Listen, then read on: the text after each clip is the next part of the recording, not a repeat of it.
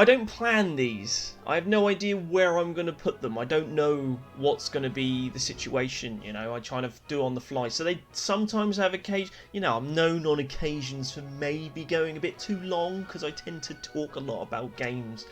It's a problem, I guess. So it might be a long one. Or this could be the easiest one ever. Because when it comes to Sonic the Hedgehog, normally the good games and the bad games are not in dispute. It's the ones in the middle that are going to be the tough ones. The ones that are just alright, or bad but not quite good, or those kind of ones. Where do you put those? That's probably the ones... And when you think about it in the long term, does it really matter where the middle of the tier list is? Some people think so. I'm that sad that I am one of those people. So yeah, we're gonna go ahead and do this, and we're gonna get started. Our rankings. There are a few obscure ones on here that I've not played because they're not native to PAL regions, European releases. So just before we start, I'll get those out of the way. We've got this one, which I don't know if you can see that, but that's that funky Sega Sonic arcade game with the trackball. I've never played it, and I don't think I ever will. And even if I was to get it on ROM or download, I hear, it's virtually impossible to play because it was designed to be played with the roller trackball, where you roll the ball in the direction you want Sonic to go in.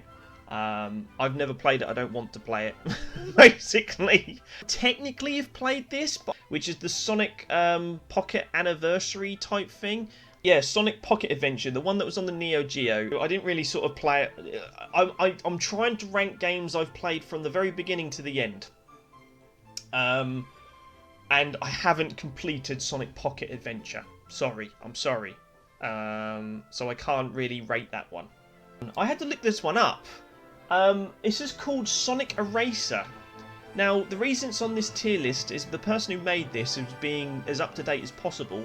Sonic Eraser was recently discovered / rediscovered by the emulation community, which was one of those funky online service games where you kind of got it sent to your TV or some sort of Japan-only service game, and it's basically columns, or a form of columns, with Sonic characters in the middle, and it looks awful, and I'm glad I've never played it.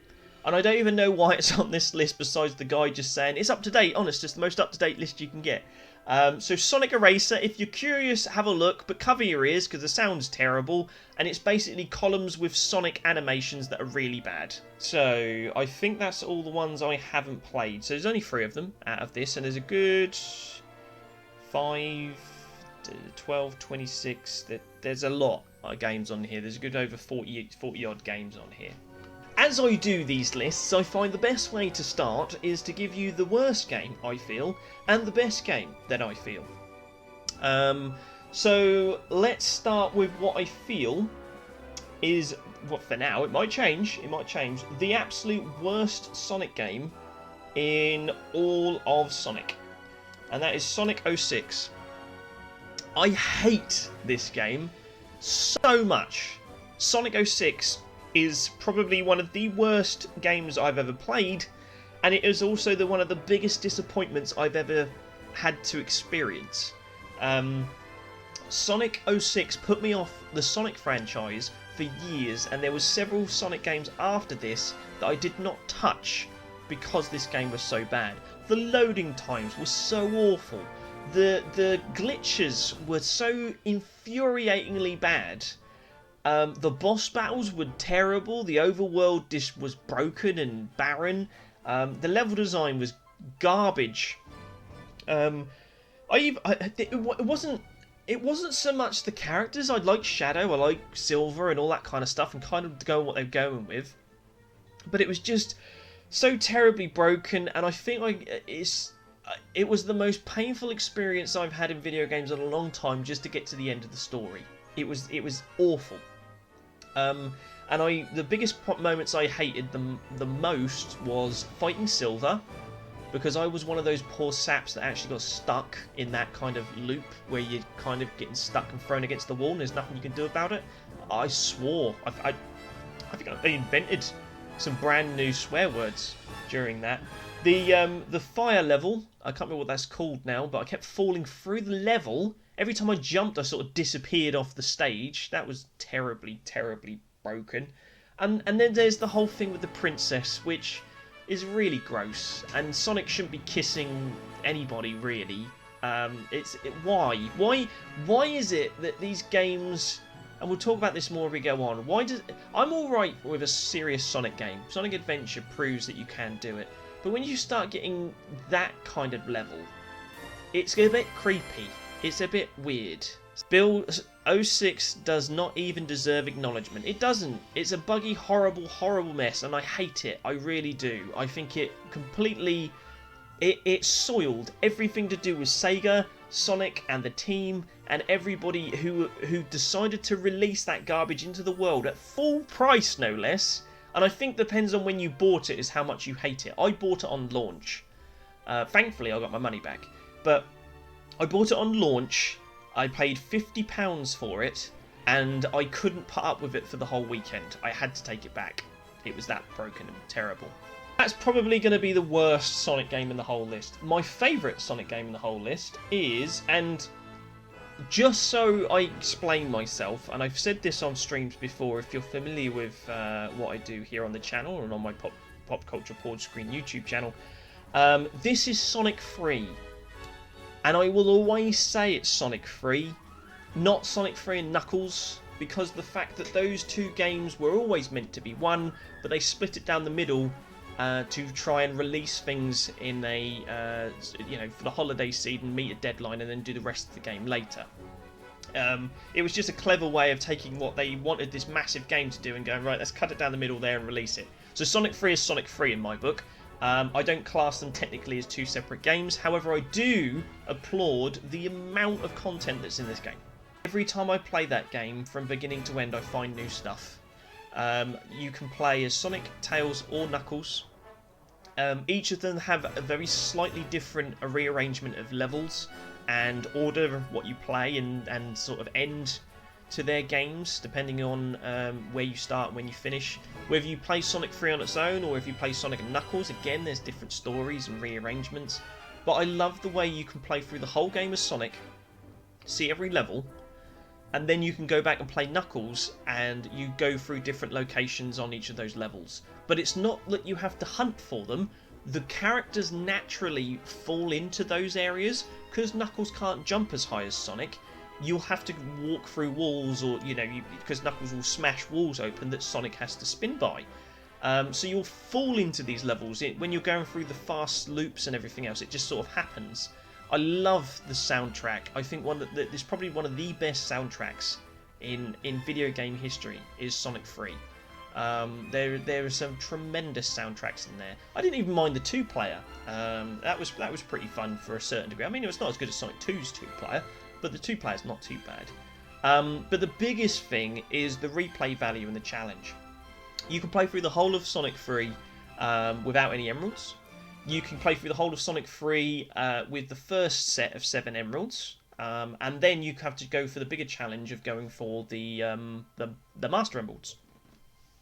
And you get Super Sonic or Super Knuckles or Super Tails or the Ultra versions of those later, if you manage to get all of the emeralds by the end. And that's not easy. That's a real challenge. And you can save. It was the first game you came across in the Sonic series with a save file, so you could load back into any level once you've done it once and get all the emerald naturally, or do it as a whole.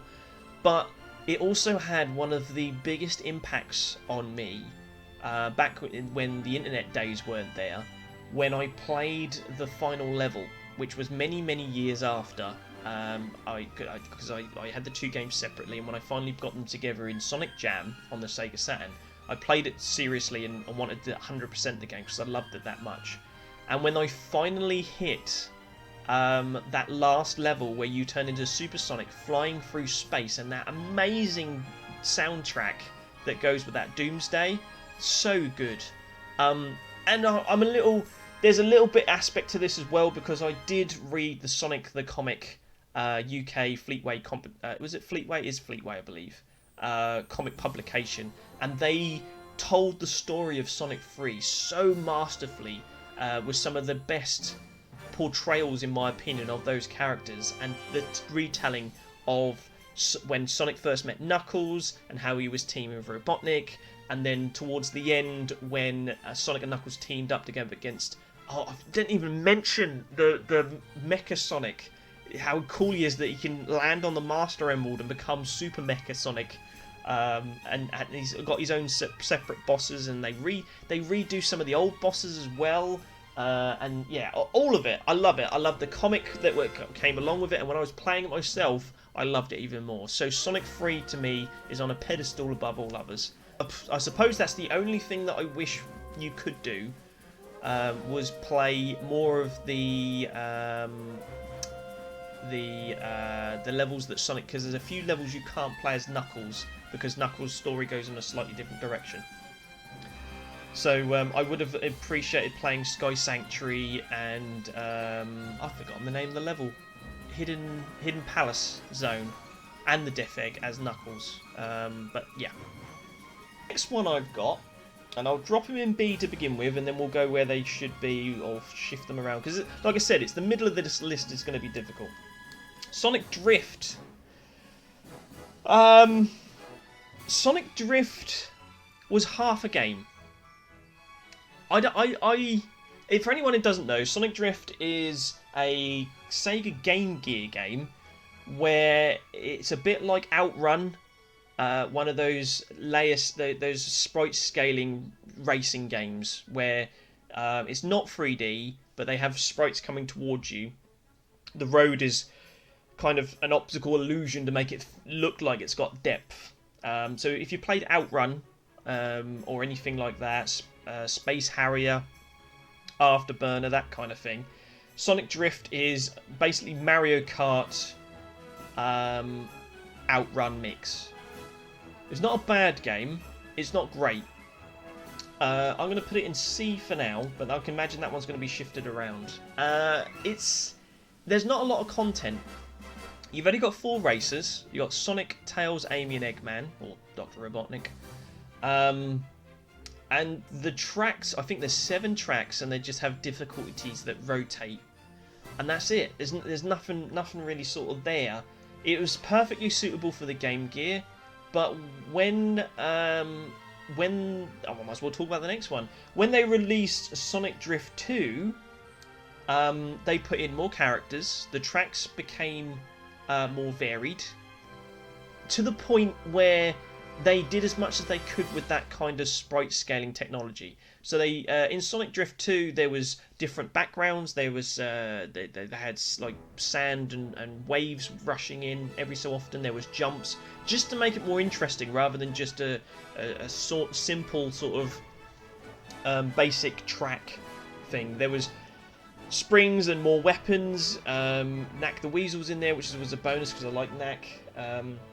You could play as Knuckles, which is always a win for me. So yeah, there was more tracks, more stuff to do. The biggest problem that both of those games have, which make them could push them into D when I start putting more of the games in, is that they don't use any of the music. Sonic the Hedgehog has got some of the best music in Sonic games, and instead they use this bleepy bloopy music, which is terrible. I mean, you even use this Game Gear games. They do Green Hill, they do the Death Egg, and they do Chemical Plant Zone and all that kind of stuff. So use the music, and that's immediately as soon as you use the music, these games will go up a tier. But they don't. They use this bloopy, horrible music that you just can't stick for many long period of time. And also Sonic Drift 2 has some terribly unfair rubber banding AI. I think the first one was far too easy. So what they did is in Sonic Drift 2 they just made this rubber band AI where they literally, Sarah will tell you when I try to refresh myself over which one was better earlier today. I was racing against the characters and they literally would just speed up the moment I got anywhere near them, and I couldn't get anywhere near them just because I had too many points on the card. So yeah, it's terrible. back in the D tier with Sonic Triple Trouble. That's definitely better than Sonic 06, but I mean it's close. Only because Sonic Triple Trouble, you don't fall through walls, and the loading times aren't terrible, and Sonic doesn't kiss a woman, a human woman. I mean, you do you, but no. Triple Trouble is pointless. It's another Game Gear game. It's the first one. Oh yeah, you can play as Sonic and Tails. Not the first one you can play as Tails. So no, you choose to play in Chaos. And it's the first Game Gear / Master System game where Knuckles makes an appearance, and it's almost like a retelling of Sonic Chaos and Sonic 3, or like an extension kind of. If this game was like in between Sonic 3 and Sonic and Knuckles. But the biggest problem is the levels, the zones are boring, unmemorable. The screen is terribly cropped. You can barely see in front of yourself. So when you go on any fast areas, you're kind of rolling the dice on whether you're going to hit or going on memory. When you get to the end, you just think, there's better games I could have played. So there's just no point to it. However, it works, unlike Sonic 06, which doesn't work. Now, this is a tough one. Knuckles Chaotix. That's not going to stay in B. Is Knuckles Chaotix better than Sonic Drift? That's tough. I don't know. I wanted for the longest time to play Knuckles Chaotix because I am a massive Knuckles fan. And it was the one game that, at the time when I was growing up, that you could only ever play on this 32X. And they never ported it to anything else. And at the time, trying to emulate 32X games was difficult, nigh impossible. It just didn't work. No matter what people told me, I could never get it working. So it took the longest time for me to actually play it. And I only played it a good 10 years ago, considering how long it's been out. And I was really disappointed that it didn't make it onto the Sonic Gems collection on the GameCube, because I have no idea why it wasn't on there. It was a perfect fit for that. But is it a good game? No, it's not, because it's terribly flawed in the way that's put together. Levels are indifferent. It's hella colourful. It's very colourful. If you don't know, you choose two characters in Knuckles Chaotix. I always chose Knuckles and Vector. They were my favourites. And they're linked together with a ring. And I think the idea of it is they wanted to make a two-player Sonic game, because it was actually co-op. But because of the way the game works, if you run away from each other, you kind of build up speed, and then you let go, and then you both spring off. But it never works as well as it should do. And when you play the game on its own, you have buttons on the controller where you kind of pause one character and they sort of anchor themselves into the ground while you build up speed and then let them go and they zip off. But again, you constantly, if you don't get the timing right, you kind of bounce off each other like a pinball. And simple things that should be dead easy to sort of get up a ramp, for example, like you do in Sonic. You duck, you spin, you charge, you boost up the wall, go up the ramp, go around the circle. In Knuckles Chaotix, if one character hits a spring or one person doesn't quite get on the platform, you're kind of weighted by this sandbag of another character that's kind of either slowly pulling you off the level, or you're almost made the top of this incline only to be pulled down by the other guy who didn't quite make it. So it's infuriating in places. But it had some interesting ideas, like, unlike in the Sonic games where you took things in order, you random selected, with lack of a better way of phrasing that, the zones. So you went into like a gumball machine and it went through a rotating thing. You press stop and it would choose one of the levels at random, and then you would do that level. So, and there was Act 1, 2, 3, for example. You might do Act 1 and then jump over to one of the other levels and do the rest of the game before you went back to doing level 1, Act 2, because you just didn't select it. So you're kind of jumping out all over the place. I don't know if I liked it, but it was an interesting idea. And I think that's the thing about Knuckles Chaotix, is as I stuck with it, I got used to it, but I never liked it. I never had fun.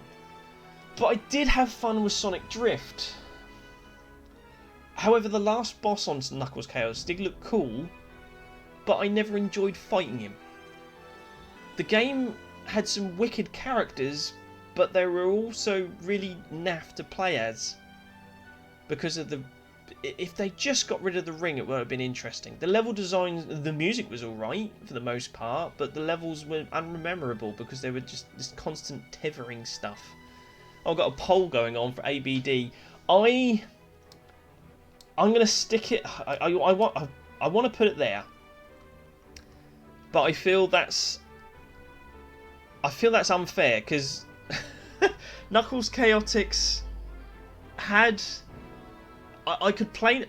right, this is how I'm going to decide this without me stuttering all over the place. That's not me buffering again, it's just me being me. Right, Knuckles Chaotix, I can play for longer periods of time before I get bored of than I do for Sonic Drift 2. Sonic Drift 2, I play for about an hour maximum and I have to turn it off. Whereas Knuckles Chaotix, I can come back and want to play it more. And I can put a good hour and a half, 2 hours into that before I get turned out. So I'm probably going to go with that rule. That's quite a good rule for me. Sheepspin says Chaotix is the same tier as 06. Really? Wow. Okay. Nothing but a flying ball and chain. Absolutely. But there was times when I thought I was getting it, you know, and I was controlling it. There's a couple of zones that threw me off. There's this clock kind of zone where all the lights are off. And it's the one zone where you have to actually search and find a button and press it. And you can't complete the zone unless you find that button to press. You kind of fail a mission. It's the only one with a mission. So yeah. Oh, and the bonus levels are quite fun actually. Where you're in this kind of 3D using the 32X's 3D capabilities, running around. Yeah, I think High C is a good one for that. I think that's good, not bad. Tails Sky Patrol. Oh god, I think Sega sometimes release games and they forget that games are supposed to be fun, and there's nothing that they actually, you know, there's no sort of process they put through where they go, okay, the game's working and this is kind of the concept of the game, but is it fun? No one asked that question. Tails Sky Patrol could have been fun. Again, it's a Game Gear game. You play as Tails. And you're basically flying through an obstacle course, and he has a ring that he uses as like a projectile. And if they played it like a bullet hell game, which is kind of what the mechanics it borrows, you know, or a shoot 'em up, like Gradius or R-Type or any of those sort of type games, it would be good. You know, you're flying through, destroying enemies. That would work. But it's not. It's, how do I describe it? Rubbish. You kind of, you're constant. Imagine playing a, you know, like the Mario scrolling levels, the auto scrolling levels, where the screen's constantly moving, you can't push against it. And the idea of those levels is that you kind of keep ahead of the action, so you don't fall off. Now, imagine you're playing that, but if you're, you know when you make those big jumps and Mario gets caught by walls every so often so you don't fall off the edge, you jump from platform to platform. Imagine that you're playing that level, those auto-scrolling levels in Mario, but if you ever touch a wall head on, i.e. you walk into a wall, you die instantly. Imagine everything, unless you basically land on it, is instant death. So if you come in from above, you jump through a platform, you go forward into a platform, you back into a platform, something shoots you, it's instant death. That's what Tails Sky Patrol is. You are basically on an auto-scrolling level where if you touch anything, you die instantly, and you get sent right back to the beginning. And it's just not fun. It's like no one sat down and thought, I'm going to make this game fun, so I'm not going to waste any more time on it. Is it worse than Sonic 06 though? I mean, it's a meme by now, isn't it? But it's worse than Sonic 06. It has to be worse than Sonic 06. It is. It's yeah. I have to say, Tails Sky Patrol is worse than Sonic 06. At least with Sonic 06, there was a couple of levels where I had fun. With Tails Sky Patrol, it's terribly unfair. I don't know who the game is aimed at. I mean, it's supposed to be a kid's game, I think, but no kid could ever complete it. No, I want to shake the kid's hand. If you're under the age of 12, which is I think what this game is aimed for, and you've completed Tails Sky Patrol, I want to shake your hand. Because it's a nightmare. It's really awful. And that poor kid, if that's the one game that you got bought for Christmas or whatever, and you were playing that, it probably would have been better if you just headbutted a table or Christmas dinner. Because it's an awful game.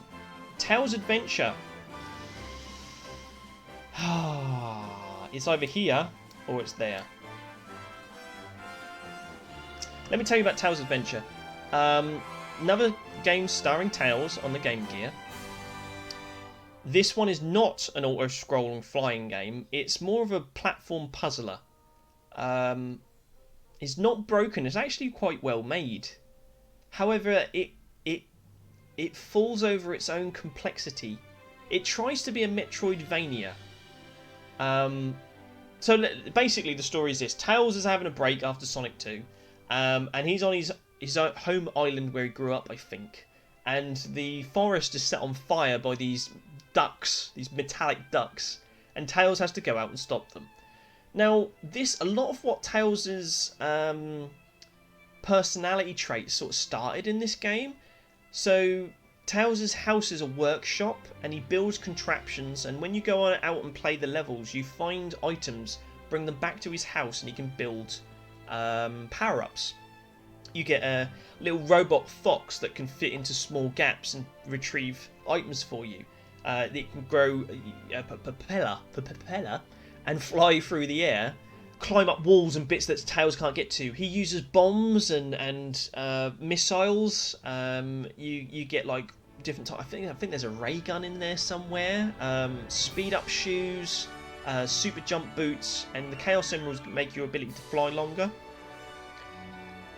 So on the surface, it seems quite good. The only problem is that when I first played it on Sonic Adventure DX on the GameCube, I hated it because I didn't know what the hell was going on. Then I read the manual, and it's one of those games that you're supposed to read the manual before you play, because it gives you a list of what all the items do. And you have this world map, and you go around and you complete the levels, and as you go on the levels, you're supposed to revisit the levels once you've found more power-ups, to go back and unlock more power-ups to get to other locations that you couldn't reach before. Metroidvania.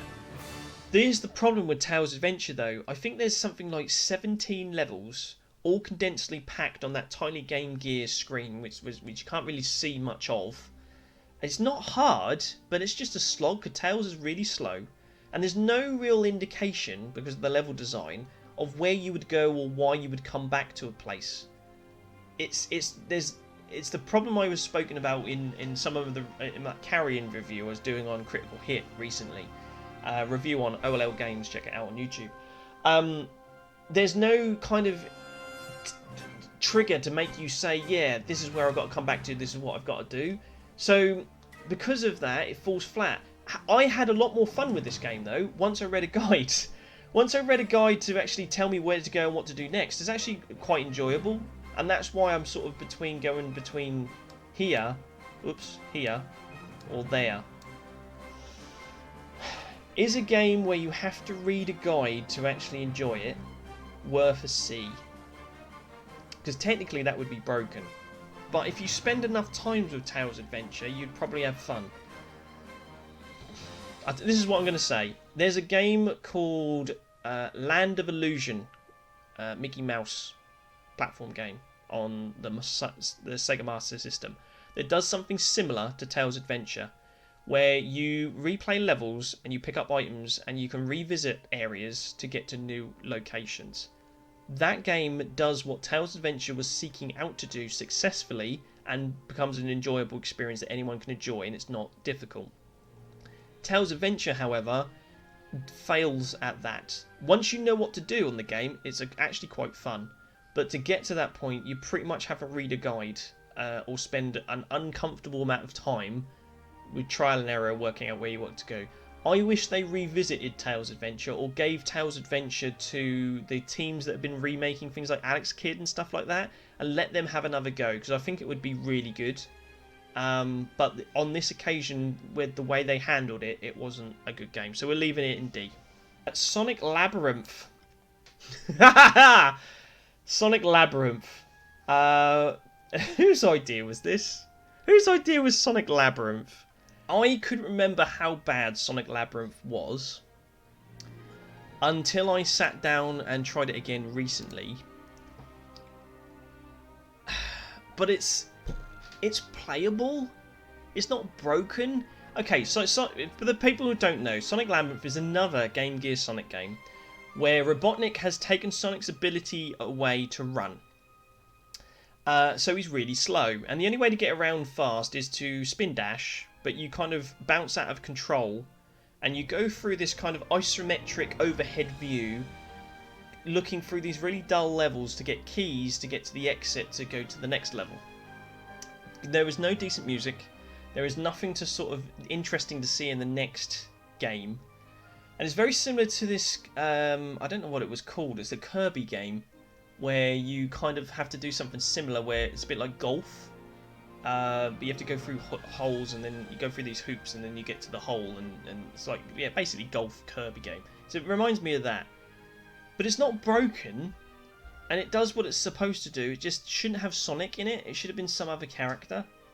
But you can control it. A lot of people don't know that once you've started your spin dash and you're bouncing around crazily, if you press the button again, you actually do come to a stop, so it is possible to control it.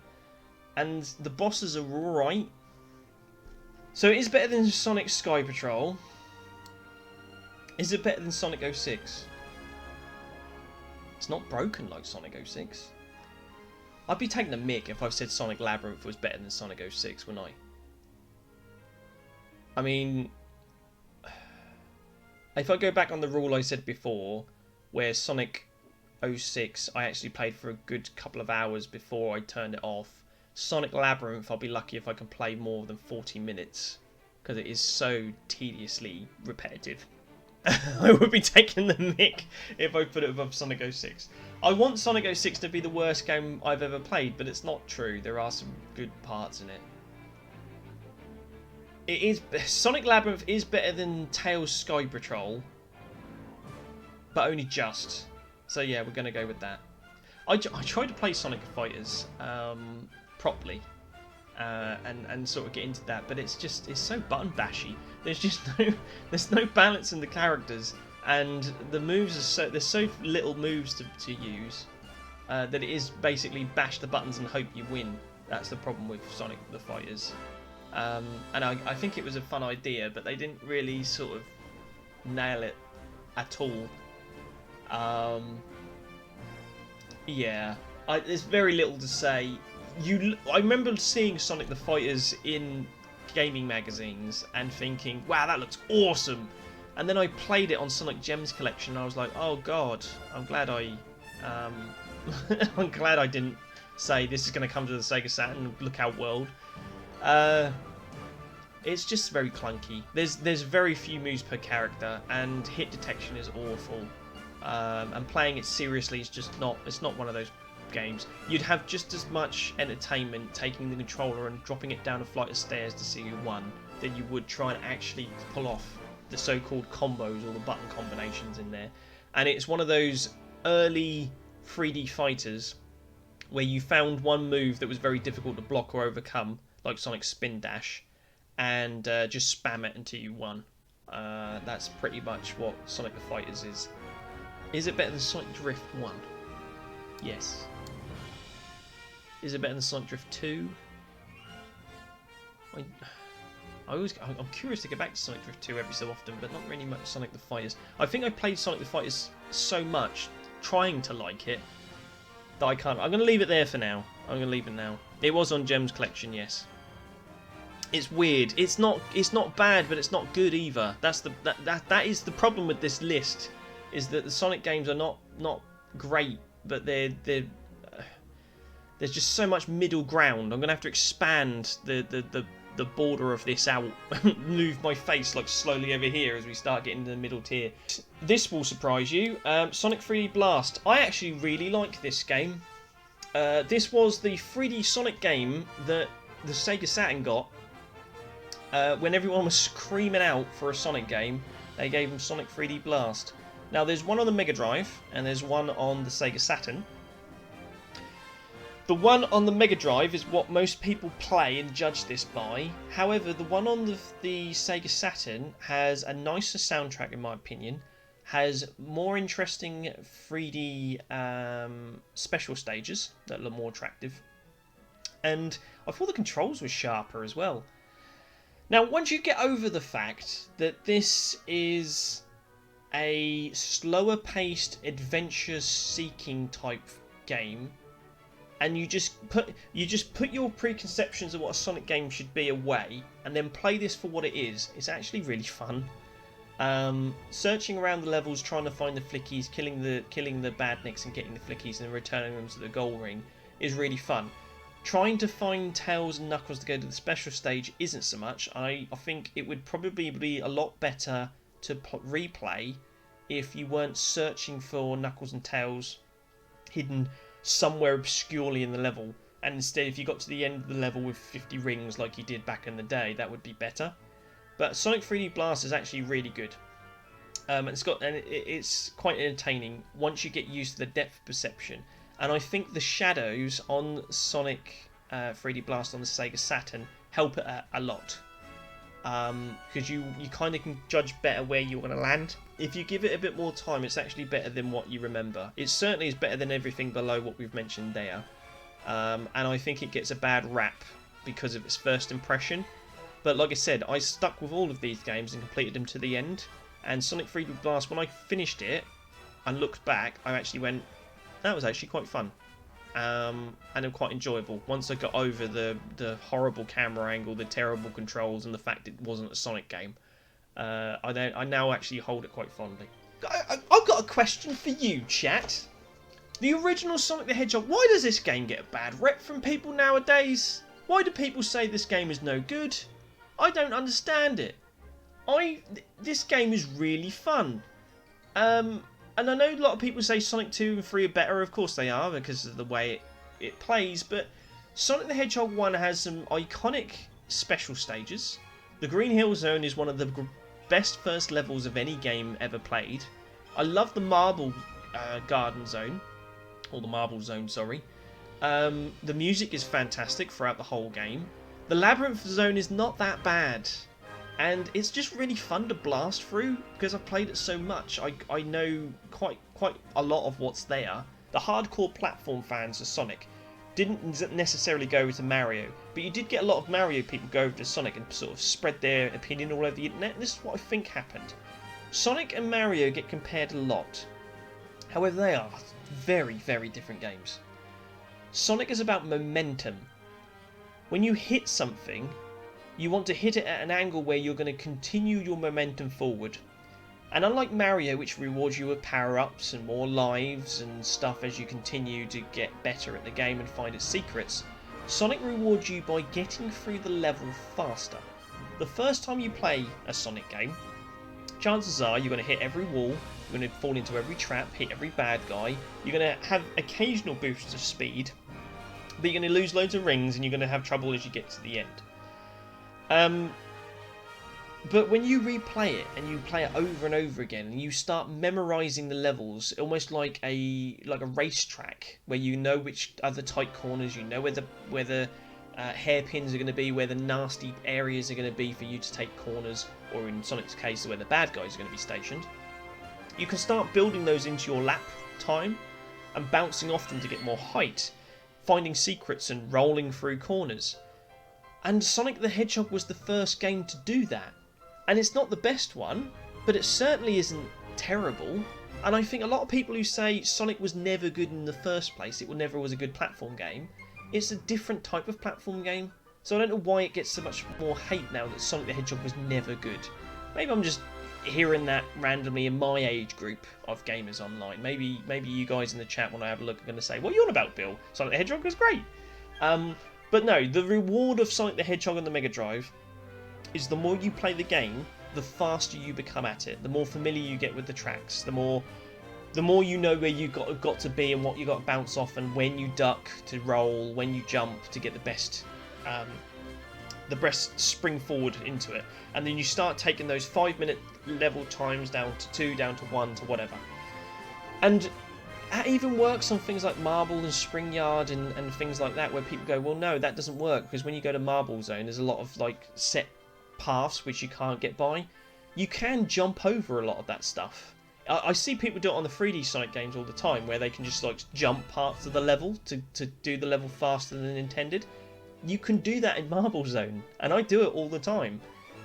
So yeah, I think Sonic the Hedgehog is a fantastic game, and at the moment it's going to stick an A until we get to the rest of the games to find out more. People don't like it doesn't have spin dash. Those who say that's the Christian Whitehead version is for.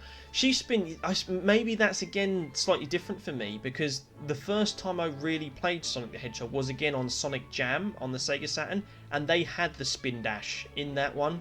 So, you know, 1 year after the Sega Mega Drive, or so, maybe 2, I was playing Sonic Jam, which had Sonic 1 with the spin dash in it.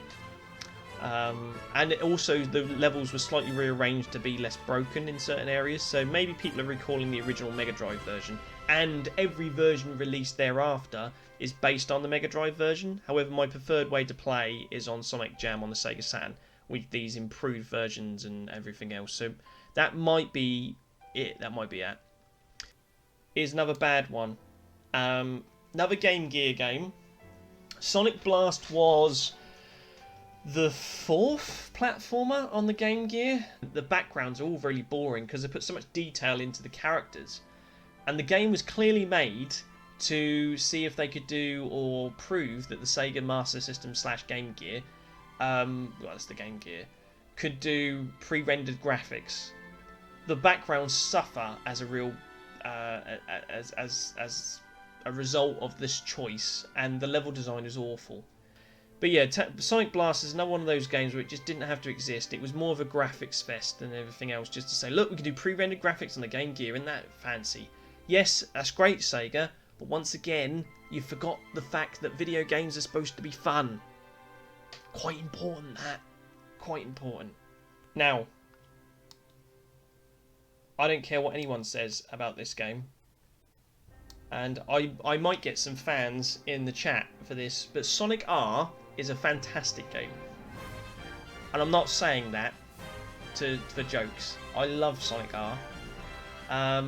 Yes, it's not the most conventional racing game, and the controls are very heavy-handed, but as I got feedback from what people said to me on my Knuckles Knockout special, when I actually covered Knuckles by playing Sonic R on the stream, they didn't realise that you could move the characters the way they was. They thought it was like impossible to turn around corners, and they didn't realise that the characters can move that well. I think a lot of people just thought that Sonic R was a good soundtrack or a memorable soundtrack, and there's not a good game behind it, but there is. I blast through Sonic R now in an hour, maybe less so, because I know the game quite well. Occasionally I forget where a coin or two is, but I do enjoy the game quite a lot. And the Gems collection has the different weather conditions and stuff, and the better look ahead, which makes it even better.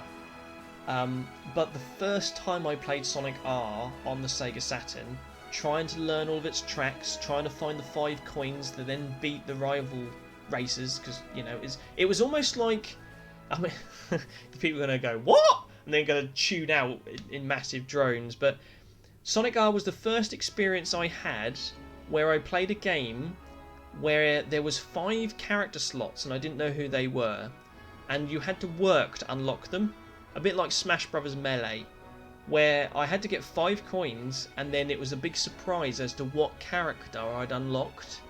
And it was a maze. Trying to find all these 5 coins and then come in the top 3 to finish in 3 laps was a real challenge.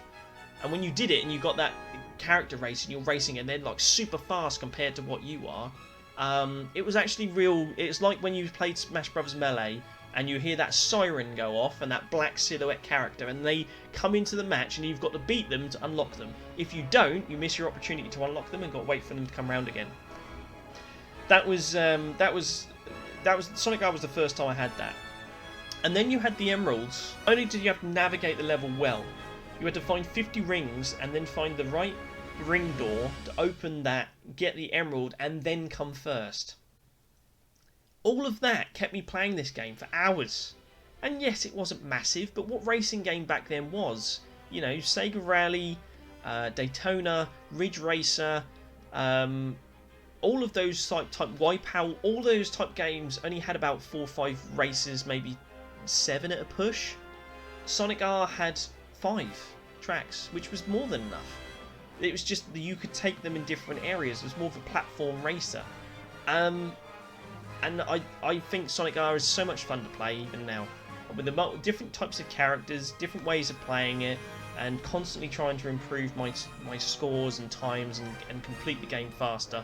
I love it. So for me, Sonic R is an A rank game.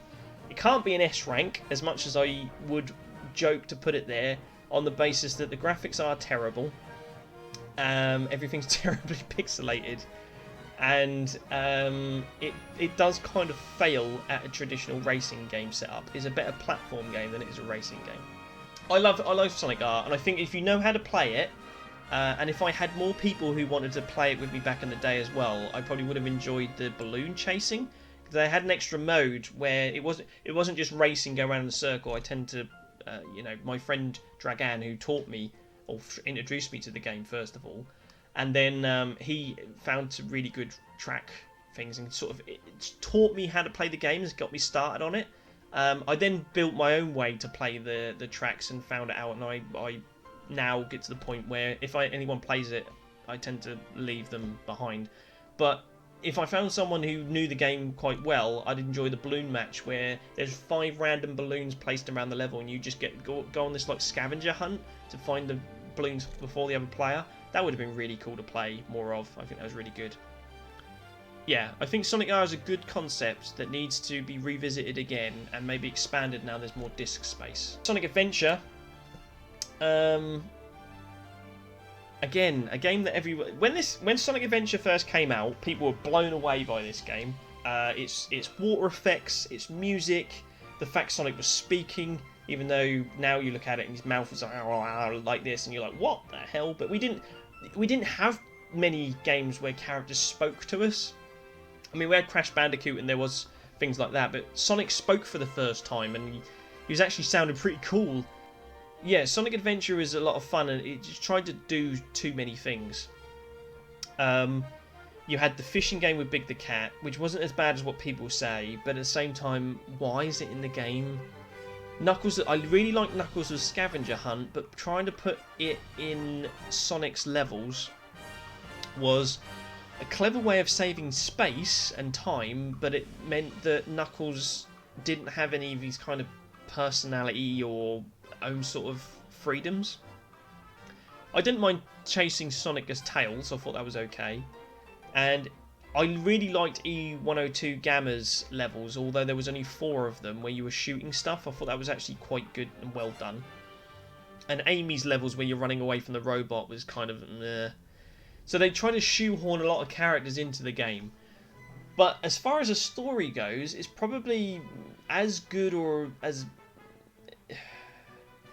It's up there for one of the better Sonic story games, because it doesn't go too far and too serious, but at the same time it's kind of serious enough to say, okay, this is a bit more next gen than what it was before. And I still get a blast going back and playing these levels, and I think that's another thing. When you look at a Sonic game and you want to go back and play the levels, almost as fun as when you go back and play a racing game where you like the tracks, that says a lot for Sonic Adventure. However, is Sonic R better than Sonic Adventure? Is anybody going to really be annoyed if I put Sonic R above Sonic Adventure? And I love how all the characters had their own music, a theme song as well. They did a fantastic job making every character feel different. Although it was the beginning of Knuckles becoming a dumbass, it was still mostly, they weren't too far away from what I expected the characters to be. I hated the fact they dropped Dr. Robotnik and called him Dr. Eggman. I know why, because of the whole thing where Sonic had, if you don't know, I'll quickly explain. wherever you were in the world, Sonic had its own backstory and its own different... Like, Sonic in Japan was a different character to Sonic in America, to a different character to Sonic in the UK and the rest of Europe, etc. For example, Sonic, for people in our country growing up, would probably say, if the question is what planet is Sonic from, you'd probably go Mobius. However, in Japan, there is no such thing as Mobius. Sonic lives on Earth. He always has done. And he was never called Dr. Robotnik, he was always called Dr. Eggman. So what they wanted to do is, because there was all these kind of strange canons of Sonic, they wanted to say, right, this is getting too confusing and too mad, we need to make Sonic more focused. So they said, scrap every other bit of lore, and we're just going to make Sonic the Japanese original idea. And that's where Sonic Adventure came from. And it wasn't a bad idea to begin with, everyone was kind of on board. It was just a bit weird hearing people say Dr. Eggman rather than Dr. Robotnik. It's almost like, why would you call yourself that? It's really odd. I enjoy Sonic R more, but I think that's, if I'm being serious, I think Sonic Adventure is a better game. Purely because there's a lot more in it. I'm going to leave it there for now. You know what?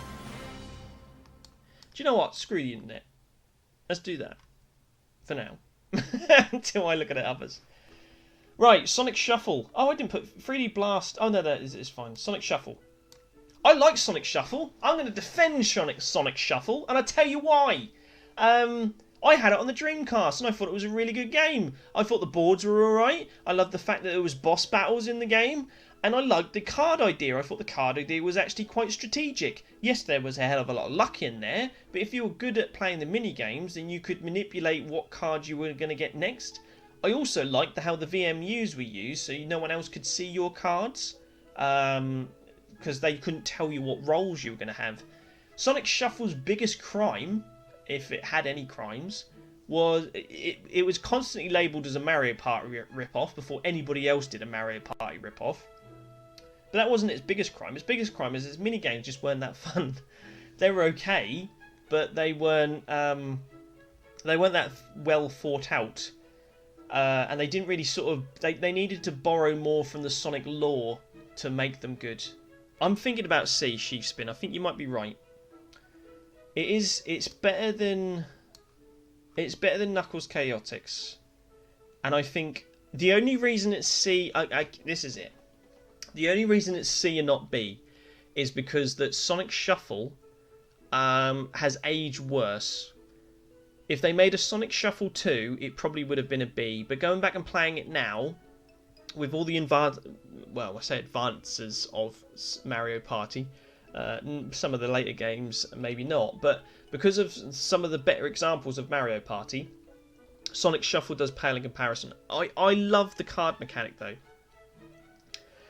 But when you're playing a party game like that, you shouldn't love the game over the card system alone. And I fail to remember even a single minigame. Kids where I like the minigames. I can't remember a single minigame thinking about it. So that solidifies it as a C, because it wasn't the minigames I remember, it's the card system I remember. Sonic Adventure 2. Battle. Bam. That might be S. It might be S. It's a low S, it's a high A. And do I really need to explain why? Again, another game that gets a lot of... I don't understand when people say that a game's aged badly and the controls have got worse. How has a game got worse control-wise if they've not changed the controls? I hear this about Mario 64, and I hear this about a lot of the N64 platforming games, and Sonic Adventure specifically, where people suddenly go, yes, it was a good game back in the day, but the controls are really naff now. Well, they've always either been naff, or you've just not got used. You've played other games and you've gone back to that game and you're not used to it, which was the case for all of them, wasn't it? I don't understand that logic. It either had always naff controls, or they are just the same as what they've always been, you know. But anyway, Sonic Adventure 2. I think a lot of people forget about what this game does. Good story. It's a bit nonsensical in places and a bit kind of, Sonic talking to the president, and I never liked him around humans. liked him better when it was Mobius and the Green Hill Zone, but that doesn't matter. It still was actually coherent to a certain degree. So the story was good, the light and the dark story, and then the big story at the end. Epic boss battle music, amazing OST, especially Sonic stuff. I love how they continue on the way of having every character had their own style of music as well. So Shadow had that drum and bass style, Knuckles used the rap music, Sonic was very kind of heavy on guitars and that kind of stuff. I actually really liked the fact they expanded the E102 Gamma levels and made those shooting levels. A lot of people just wanted to get through them quickly to get to the next Sonic speed level, but I liked that change in pace, as I did with the hunting levels with Rouge the Bat and Knuckles, where they actually had their own levels for a change. Then you had the KO Garden, which was actually... the Sonic Adventure 1 KO Garden was okay. It was a nice little gimmick. In Sonic Adventure 2, it's its own proper mini-game. You had KO Karate, you had the races, they had the stats that you built them up with. That was really good. That was actually really enjoyable. Sonic Adventure 2 Battles 2-player mode was really good. I wish they didn't have the special attacks. They're really cheap. If you just raced rather than getting 20, 40, 60 rings and you hit the other person with an attack, is really lame. But if you didn't know, by the way, if you're playing Sonic Adventure 2 Battle and people hit you with a Chaos Control or Time Stop, you can actually press the A button to make the count down faster. A lot of people didn't work that out. So it's not as devastating when you get hit by one of those if you don't. But I love playing as Metal Sonic, although I love playing as Metal Sonic on Sonic Adventure. Oh wow, I forgot about all the Master System games in Sonic Adventure. Oh, I've got to bump that above Sonic Art. Oh, I don't want to. Yeah, I played them on the GameCube, so they came with all the Master System games as well. There's just so much in that game. You've got the racing parts where you're in the car and you've got to race around the track. I love Sonic Adventure 2, and I could replay those Sonic levels so much. I really did. I got all the S ranks and got everything on that. And then you unlock the Green Hill Zone in a 3D world, which by now we're kind of like, well, whoop-de-doo. But back then it was a big deal because we'd never seen the Green Hill Zone in 3D before. But there are some problems with this game. I can see some people going S rank without a shadow of a doubt, right? Let me take a drink and talk about this. Sometimes where you just press jump and you'll just fly off in the wrong direction. There's a couple of those kind of camera angle / button input fails that are not the player's fault, which get on my nerves. So that's a problem. I've already mentioned about the multiplayer issues where they should have just given you the option to turn those off. That game would have been a lot more enjoyable in 2-player if they just did that. The bosses, that's the big thing. What is the deal with that ghost? I know it's quite iconic and it's meme-worthy, but why is there a giant ghost in Sonic? That doesn't make sense. And why is the ultimate life form some sort of big squid type thing? That's really weird. And there's the voiceover facts where the cutscene, the voice clips don't quite sort of overcut each other. Not an S tier because there's some real glaring issues with it that really get in the way of making it superb. And we all played it and we all loved it. I know we did, but there are some glaring issues with that game that really get in its way. It might be low S, and I think I might put it there just for now as a low S, but it could go back into high A. Sonic Advance. I really like Sonic Advance. Sonic Advance 2 is not as good. But it is better. No, I'm not going to say it's better than that. And then Sonic Advance 3... is there. They gradually get worse, and I'll quickly tell you why. So they're very similar, but Sonic Advance just felt like it felt like Sonic 4. It wasn't as big or as grandiose as Sonic 3, and I don't think it was as... Is Sonic Advance better than Sonic the Hedgehog? No, because Sonic Advance's biggest issues is as you go on to the later levels, you fall into holes a lot. But when you get all the emeralds, it's... yeah, okay. Sonic Advance is better than Sonic 1. Giving time. You got more characters. The graphics look better. And once you learn that game, it's a lot of fun. Which is the same for Sonic 1, but it's got more stuff. So by default, Sonic Advance is better than Sonic 1. However, as I go through them, Sonic Advance 2, it drops its level design and uniqueness of each of the levels and the backgrounds and stuff, and has more of a kind of generic level structure where if I could show you screenshots of the level and you'd probably struggle to tell me which levels they were. Plus the fact it has those god-awful running levels for the bosses where you chase the boss and there's bosses that can instantly kill you even if you have rings, and it makes the game infuriating to play. That's why Sonic Adventure 2 goes down. And Sonic Adventure 3, some people might consider Sonic Adventure 3 to be higher than Sonic Adventure 2, or sorry, Advance 2. But Sonic Advance 3 is worse for me because of the hub level. And you know me, I hate hub levels. I don't like them. But it's got one, and it's pointless. The tag mechanic is cool, but all the levels basically look very similar to something I was going to talk about in a moment, where you are basically... It's almost like Mario Maker style levels, where you're taking bits of levels and you connect them together, and they don't look like a place. They just look like a grind rail track that someone's just made up. At least with Sonic Advance 1 and the ones above it, each zone felt like a place that you could live in, whereas Sonic Advance 3, it looked like a roller coaster. So I don't like Sonic Advance 3 as much as the others. Insta-kill bosses sucked. It broke the game. I remember really getting fed up with Sonic Advance 2 the first time I got it, and I actually took it back and had to buy it again later on because of those bosses. If those bosses weren't instant kill, then it could potentially be better than Sonic Advance, but no, it's those bosses are awful. Okay, Sonic Pinball Party. Is it better than Sonic Shuffle? Yeah, I buried quite a lot of hours into Sonic Pinball Party, and I didn't get frustrated with it.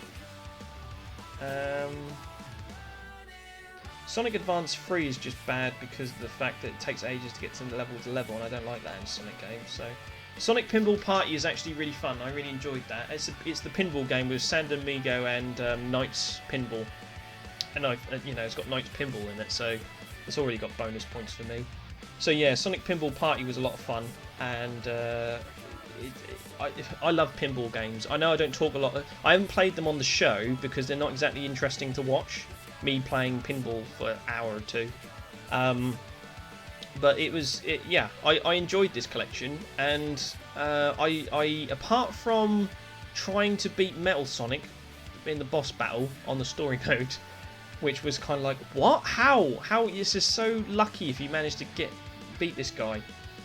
The game is actually really enjoyable. When you're playing just as pinball, it's actually really fun. So I like that. Sonic Battle. I'm going to stick it there. Sonic Battle is basically Sonic the Fighters, but in an isometric kind of Smash Brothers-esque type scenario. The story's actually pretty good for a Sonic game, and quite coherent. And the fact that you can choose your favourite Sonic character and just learn special moves and fight. This biggest issue is just draw distance. Like, how close am I to this other person? That's the biggest challenge, and that's where it breaks down. If it was a 2D fighter, it probably wouldn't have been better. But as it's in a 3D world, and it's not, even if it's one-on-one, it's not that bad. But the AI is incredibly cheap, and when you're doing moves, it's difficult. Like Sonic has a spin kick move that just seems, when the computer uses it, always hits. When you use it, you're lucky if you hit the broadside of a barn. When you're on one-on-one fights, it's fine, but as soon as they have three-ways or four-way fights, the game sort of falls apart, and that's the problem with it. And I'm beginning to think as I talk now that I should lower those as a result. I got so frustrated with Sonic Advance 2. I just remember some of those boss battles in Sonic Battle being a real pain. I'll leave them there for now.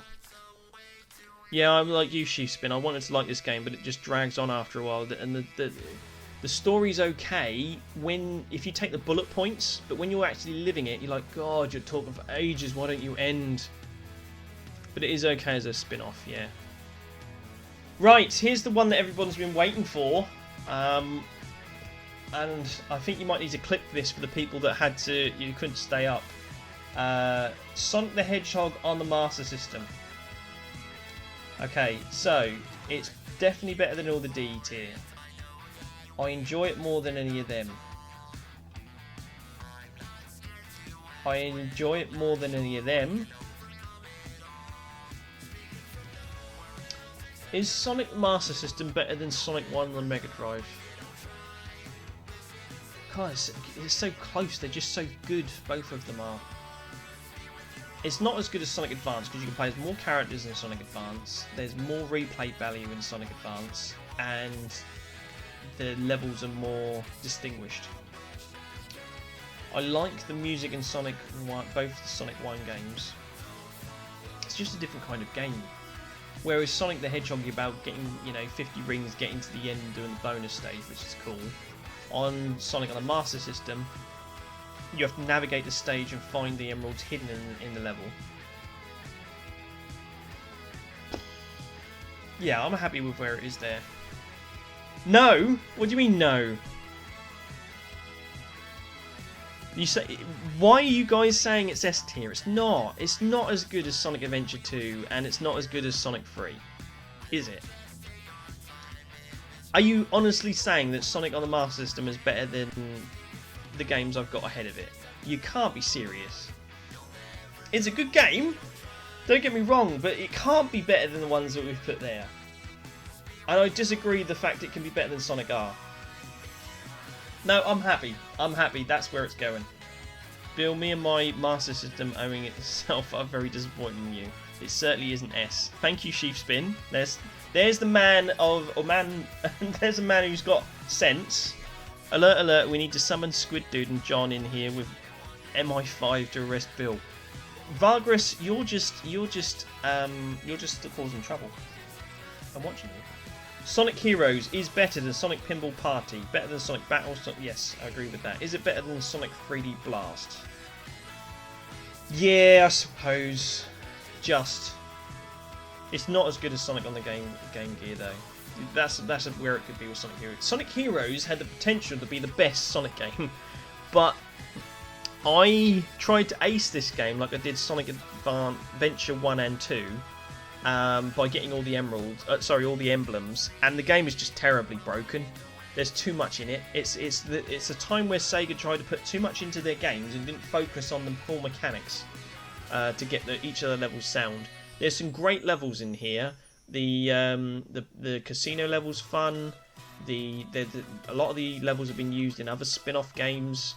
I love the free team-up mechanics that you can switch between the teams. I was a bit annoyed at the time they didn't have Mighty in the Chaotix, but it was great to see the Chaotix back. I don't like Vector's new look. Never have, and I wish they went back to the old one rather than this big beefy one they've got at the moment with the cuffs around his wrist. I don't understand that. It was Metal Madness was a cool last boss. The story was pretty good. Laid the groundworks for a lot of stuff. Yeah, I like Sonic Heroes. Its biggest problem is when you try to do anything outside of completing the story once. Sort of like trying to get trying to kill 100 enemies as Team Dark without dying, when the game just wants to kill you instantly whenever it can. When you're trying to grind on rails and you jump and suddenly you just fly off the level. Or enemies can just blast you from off screen, you lose all your rings or whatever. Yeah, trying to kill 100 enemies or get 100 rings. All of those extended missions were a nightmare in Sonic Heroes, and that's the only reason it's not higher. It's better than Sonic 1 on the Mega Drive. I disagree. I think Sonic 1 on the Mega Drive is much better than Sonic on the Master System. Shadow the Hedgehog.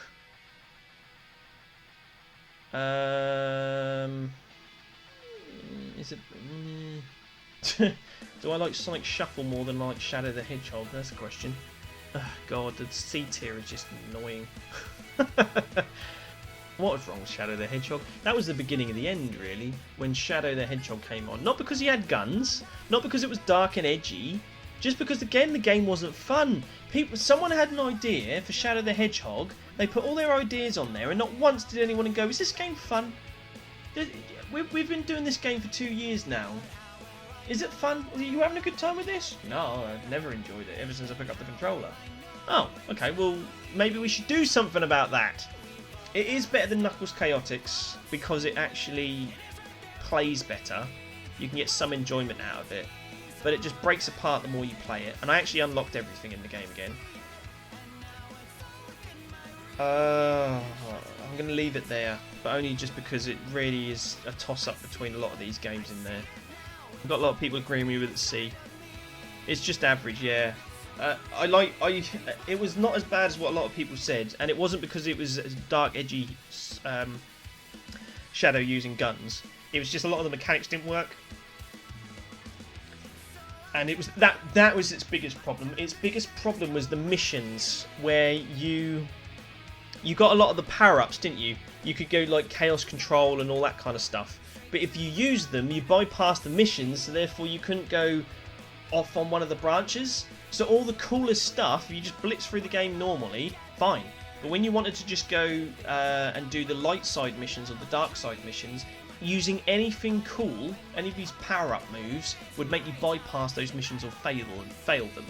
So you had to sort of do really slow, methodical, oh, am I in the right place? Oh, I can't hit this guy. Oh, I can't kill that thing. Just to try and get the story that you wanted, and that's where the fun fell apart. Sonic Rush. I love Sonic Rush. Sonic Rush doesn't get enough praise, actually.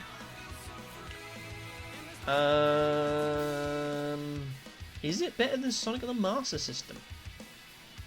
Sonic Rush has got great music. It's got a great bonus stage. It's got 2 very cool playable characters in Sonic and Blaze. Blaze being one of the better new characters they introduced for a long time. The problem is it does suffer a little bit of Sonic Advance 3 and 2 syndrome on the basis that the bosses can be really annoying. They take a little bit too many hits, and the levels can be a bit sort of on the roller coaster side of things.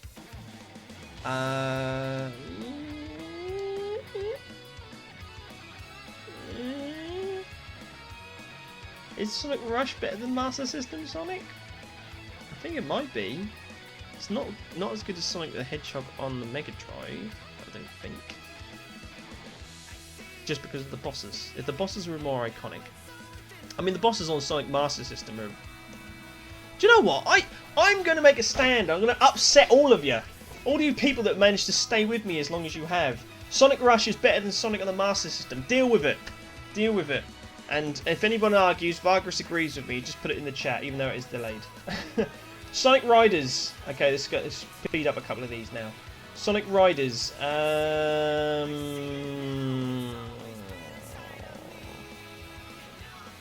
Better.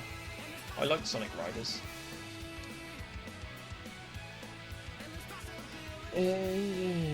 Yeah. Sonic Riders. The problem with Sonic Riders is it wasn't a good multiplayer racing game. This was the racing game where Sonic was on loads of airboards, and they had the storyline with the purple, the green parrot thing, which is over there somewhere on one of my shelves. But I like the game's look. It had a lot of the old Sega characters come back to play. Sonic Riders' biggest issue was you had to play the storyline all the way through to be good at the game to be able to play it multiplayer.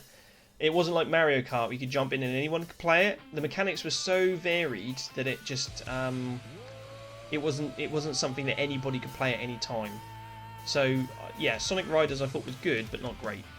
However, Zero Gravity fixed a lot of its problems. I mean, it still wasn't perfect. So this was the follow-up. It had more characters. It had different vehicles. It had better tracks, more tracks. And it had a good comeback mechanic. Whereas Sonic Riders, if you fell behind, you were pretty much screwed. Zero Gravity had this kind of comeback mechanic where you could shake the Wii remote and you'd sort of dash forward, which was really cool. Not the best Sonic racing game, but it was certainly pretty cool for the longest time. And was it better than Heroes? It certainly had a better story, I think. Is Sonic Riders Zero Gravity better than Sonic Heroes? It's also like comparing apples and oranges, because one's a racing game, one's a platform game. But there was loads of characters in both. The mechanics were okay, but not brilliant in both. I mean, it's a toss-up between the two. I like the 3 parrot characters in it.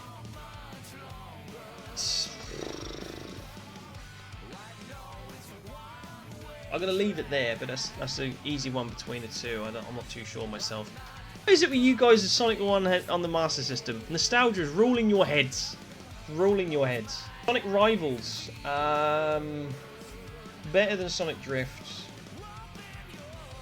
I actually preferred Sonic the Fighters than Sonic Rivals.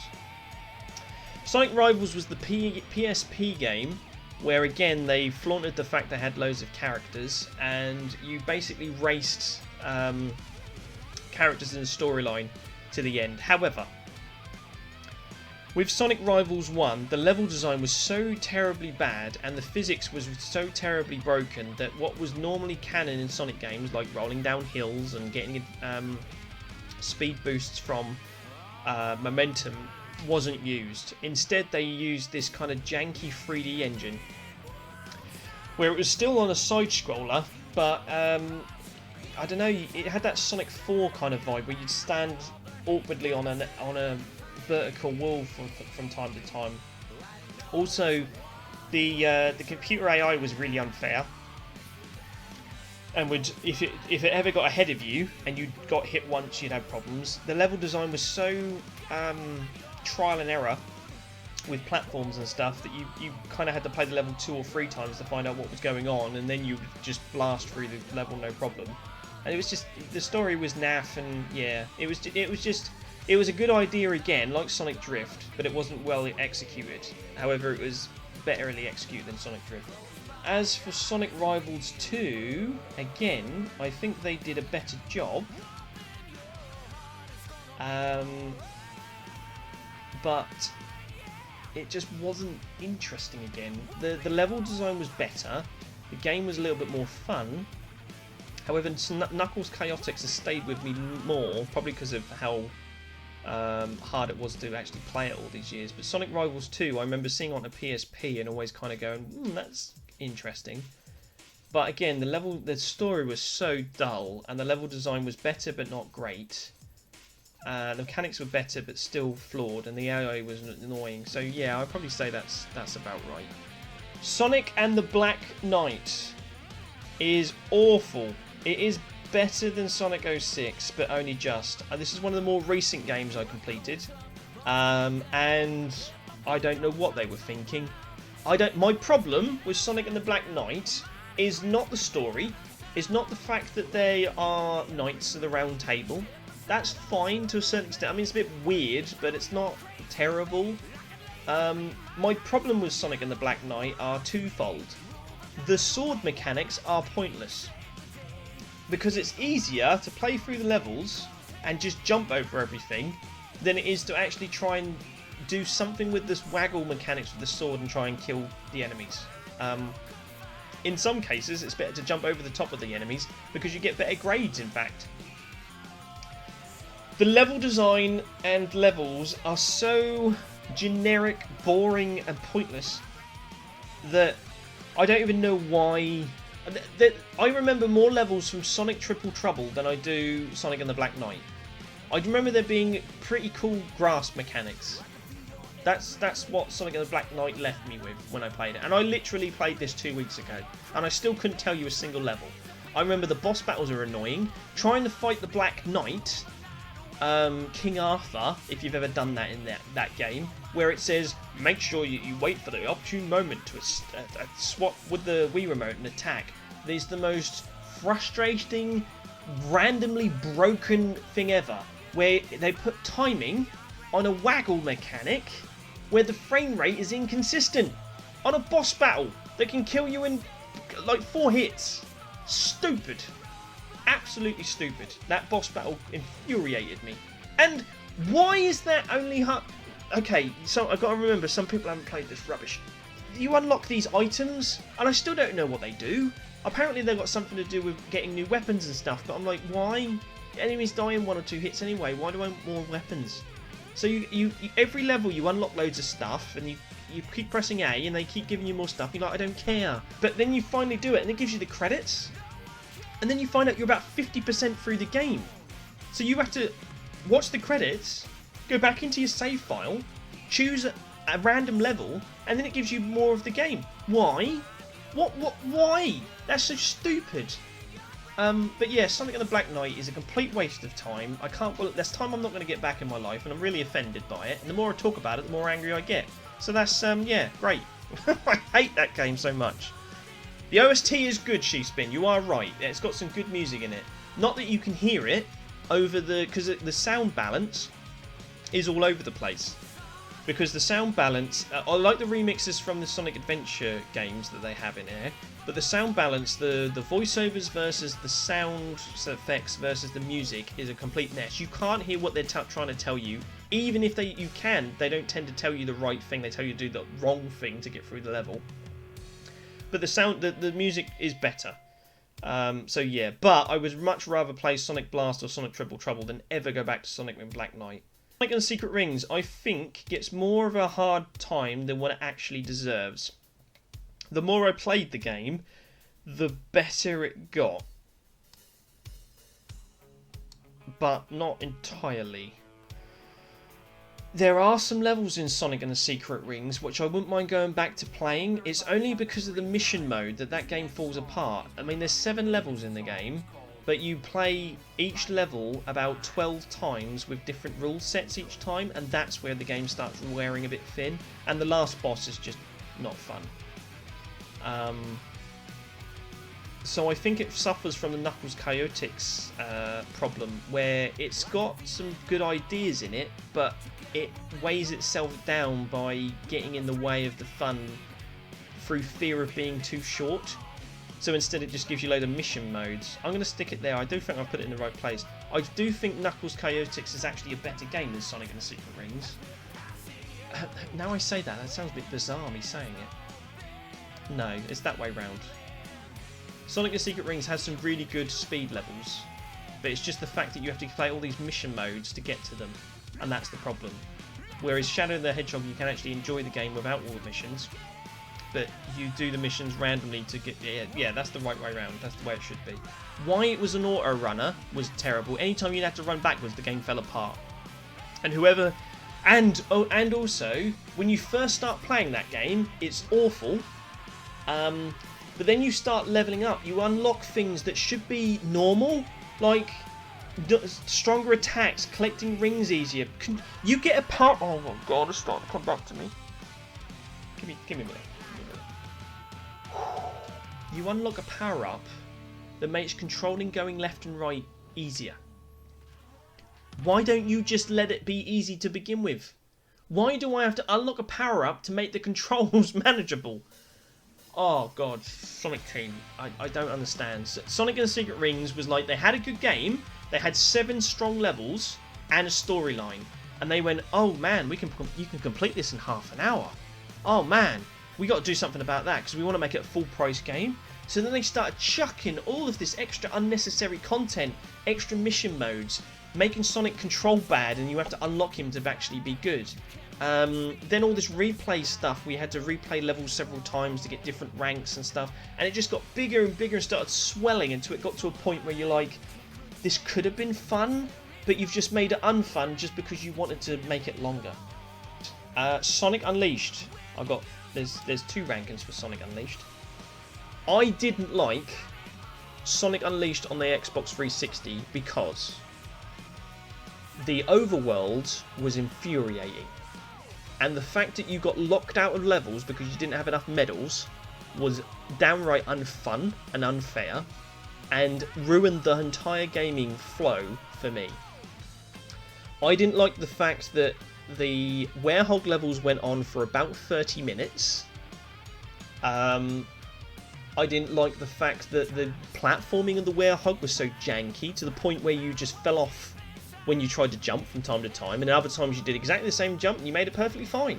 There was times in Sonic Unleashed where I jumped off stuff and I was like, oh, okay, that's obviously not where I've got to go. Then I walked around everywhere else for 15 minutes, and only to realise that, no, I did do the right thing. It's just I don't know, the camera angle didn't change at the right time, or the platform stage part of the level was not quite activated just right, or there was a button somewhere to it was terrible level design. When the levels were going fast, yes, they were good, and drifting around corners and learning the fast Sonic stages were great. But that adrenaline hit that you got from playing a fast Sonic level in Sonic Unleashed was not worth going through the horrible hub worlds, the pointless conversations and cutscenes, Chip, that awful squirrel thing that followed you around. The storyline was terrible as a whole anyway. The medals locking you out of levels where you have to go back and do levels you did not enjoy, especially the Hedgehog levels, just to get more medals so you could unlock levels later on. And then the Hedgehog levels themselves being almost half an hour long, and that the fact they played the same music over and over again was so bad. However, and this is where people are going to fall out with me. However, Sonic Unleashed on the Wii solved a lot of those problems for me. So, there's no hub world. The storyline is just speech bubbles, not cutscenes, where I can just literally press A. It was a selectable level thing. So you had an overworld map, and you literally clicked an area rather than having to find it in a 3D space. You clicked the area, it took you to that location, and you basically had a speech bubble if it was a conversation you need to bypass, or it took you straight into the level. No medals blocked off the next level. There was nothing stopping you getting to the next level. You could literally just play that game all the way through. The Hedgehog levels were chopped up into smaller stages. So a 30-minute stage was chopped up into 3 lots of 10, but they were also done with better platforming. The levels were rearranged because the Wii couldn't handle the massive open areas of the 360 versions, so therefore they condensed them down, and they actually made them more like Mario platform stages instead, and they actually worked. You could play it on the controller, you didn't have to use motion controls if you didn't want to. And the speed stages pretty much remained the same, with only 2 stages being left out. And I don't care what people say, the 2 levels they knocked out, apart from one of them was pretty good. The other one was alright, but not great. But the thing I really liked about Sonic Unleashed on the Wii is that the extra they dropped in again those extra mission modes to give you, to spread out the time. But instead what they decided to do was they took the speed levels, they let you play it through first, and then they took sections of the speed levels and said, okay, you need to get this medal, but there's only one way to get there, or something. So they taught you the shortcuts of the speed levels, and they let you play 3 or 4 of those.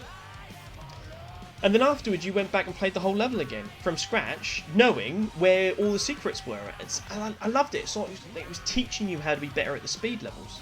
So I think Sonic Unleashed on the Wii is a better version than the one on the 360, and I will die on that hill. However, what we can agree, whether you prefer the 360 version because of its gorgeous graphics, and if you just want the graphics and nothing else, I can understand why you'd like that, but it doesn't get over the fact that they got awful hub worlds and medals and everything else.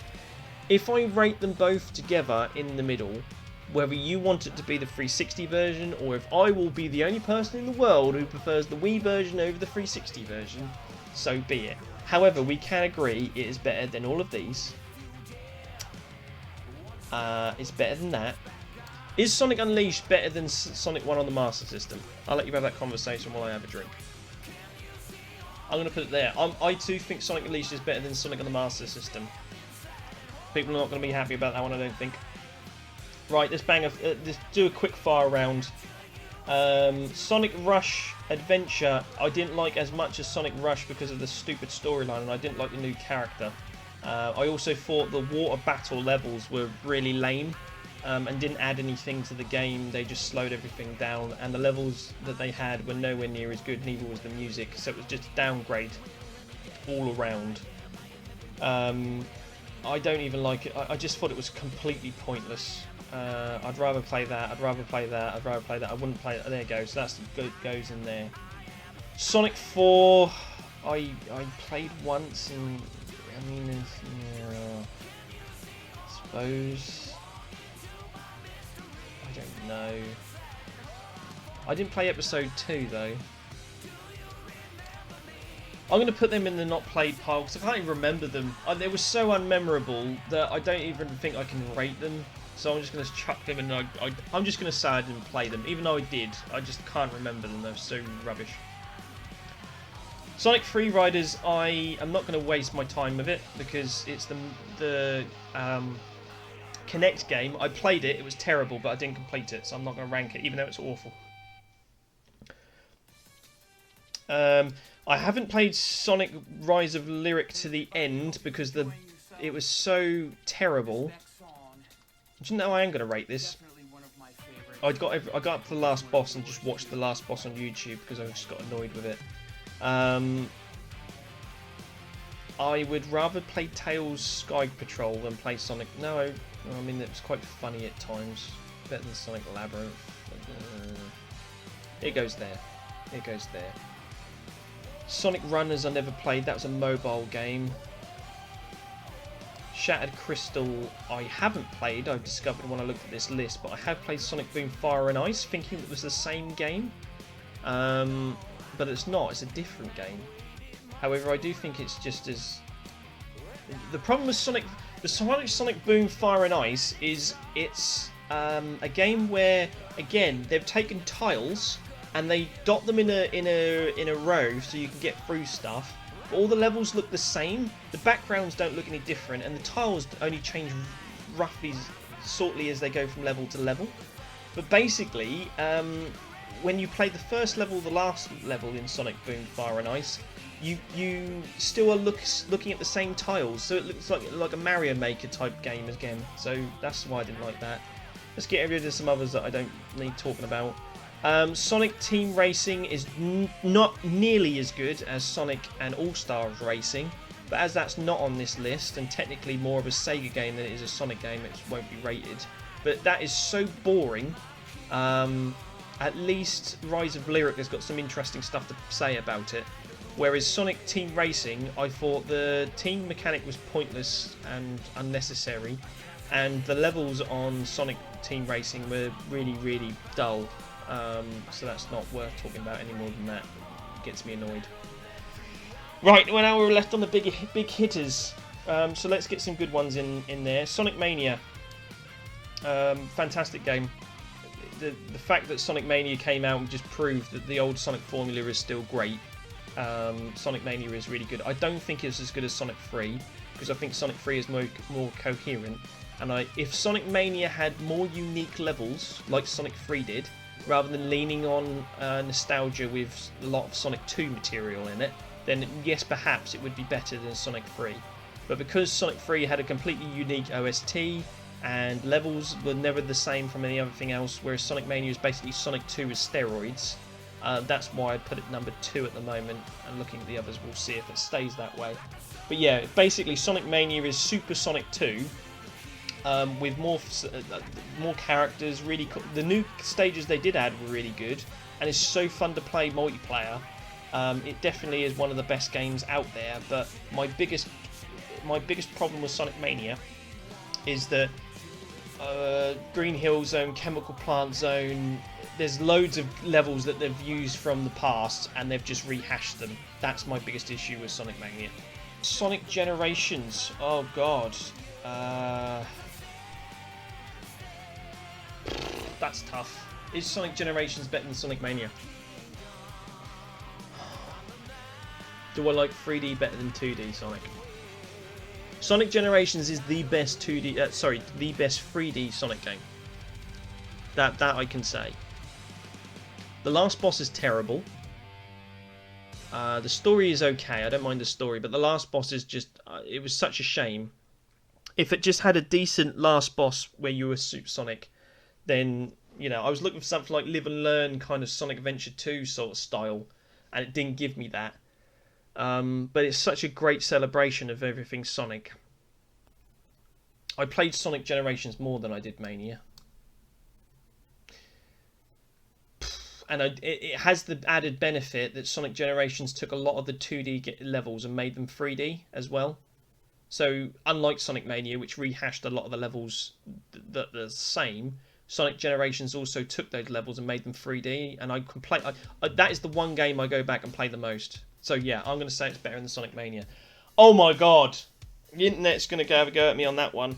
I love Mania, and I think Mania 2, if they ever do make one, will be, you know, what maybe even better than Sonic 3.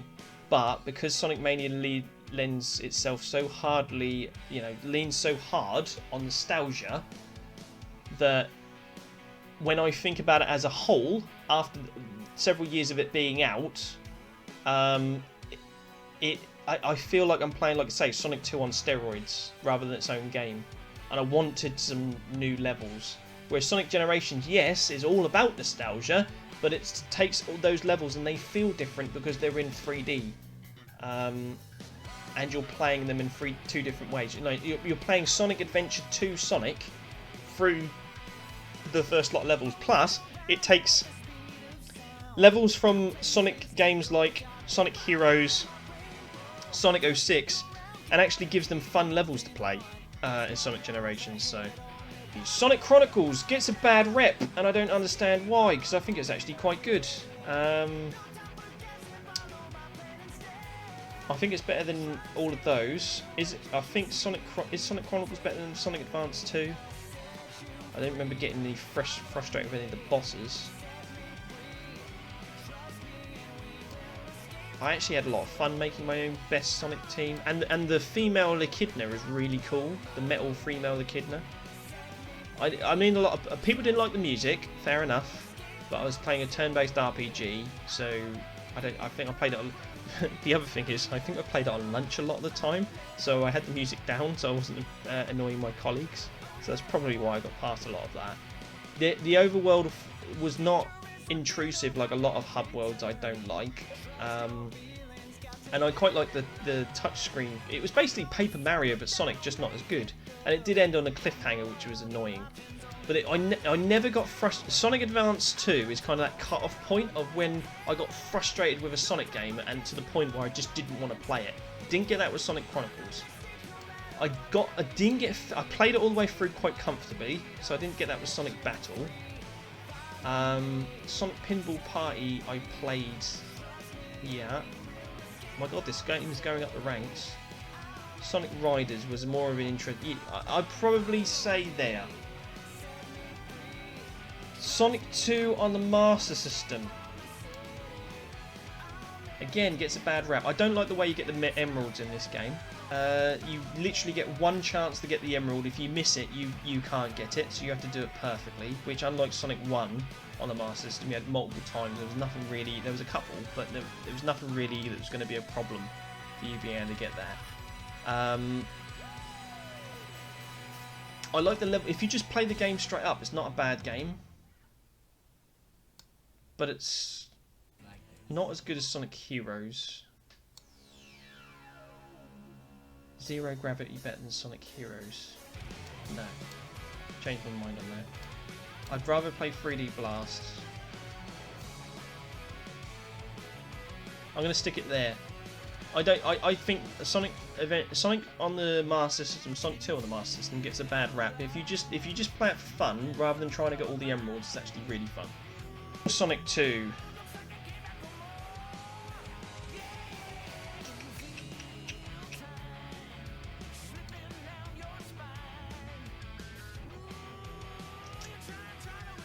God, it's getting hard now.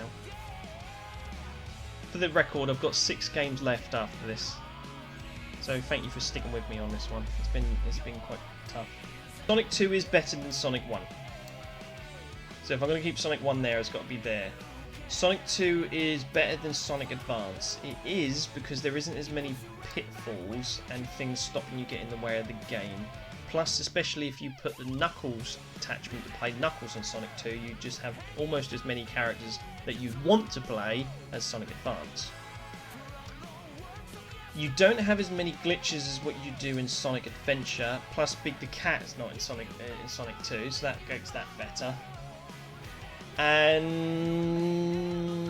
you've also got Supersonic and stuff, and it's longer. Is it S tier? Is Sonic 2 S tier? Sonic 2 is S tier. You might be right, you know. It is really good. The fact you can come back and play as Knuckles is good. I also played Sonic Jam, so that made the last levels more interesting. The biggest problem with Sonic 2 is the fact that there's 3 acts to Metropolitan Zone, or Metropolis Zone. The mechanical level at the end.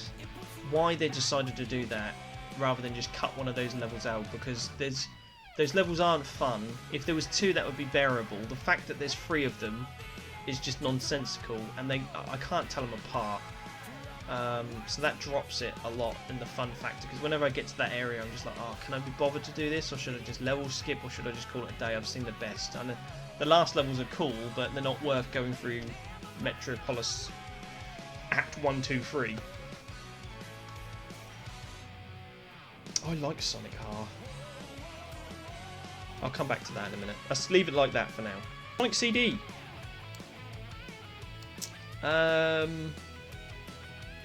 Yes. Better than Master System. Just. And only better than Master System if you know what you're doing. For the longest time, Sonic CD I hated because it was very janky, I thought, and the level design was really confusing, and the time travel aspect of it really annoyed me, to the point where I had to I was like, really, do I have to go through all this level to find it? And then you've got to get enough speed to be able to do it. No, you don't have to do any of that. When I got Sonic Gems Collection and read the instruction manual, it actually says that you can do all the time travelling stuff if you want, or get all the Chaos Emeralds. If you get all the Chaos Emeralds, you automatically get the good ending, which is a lot easier and a lot more fun, because you play the really cool isometric kind of UFO hunting game that is in Sonic Mania. You do that on Sonic CD, get all the emeralds, and you get the best ending. Plus you get the cool CGI ending and beginning intro. Music is really cool, whether you went for the Japanese one or the European version. I actually prefer the European soundtrack, controversial as it is, back in my age group, where everyone's like, oh no, the Japanese version is much better. Disagree. And the level design, once you actually learn it and know that you just need to get to the end with, you know, your 50 rings to be able to jump into the special stage, it's a lot of fun. And the race with Metal Sonic at the end is also really cool. So yeah, happy with that. Sonic CD is better than Master System Sonic. Sorry guys. Lost World. I hated this game when I first played it, but then I started enjoying it as the more I played it. And it's actually quite a funny script too. It's better than those, better than that, better than that. Yes, yes. Sonic Heroes vs Sonic Lost World.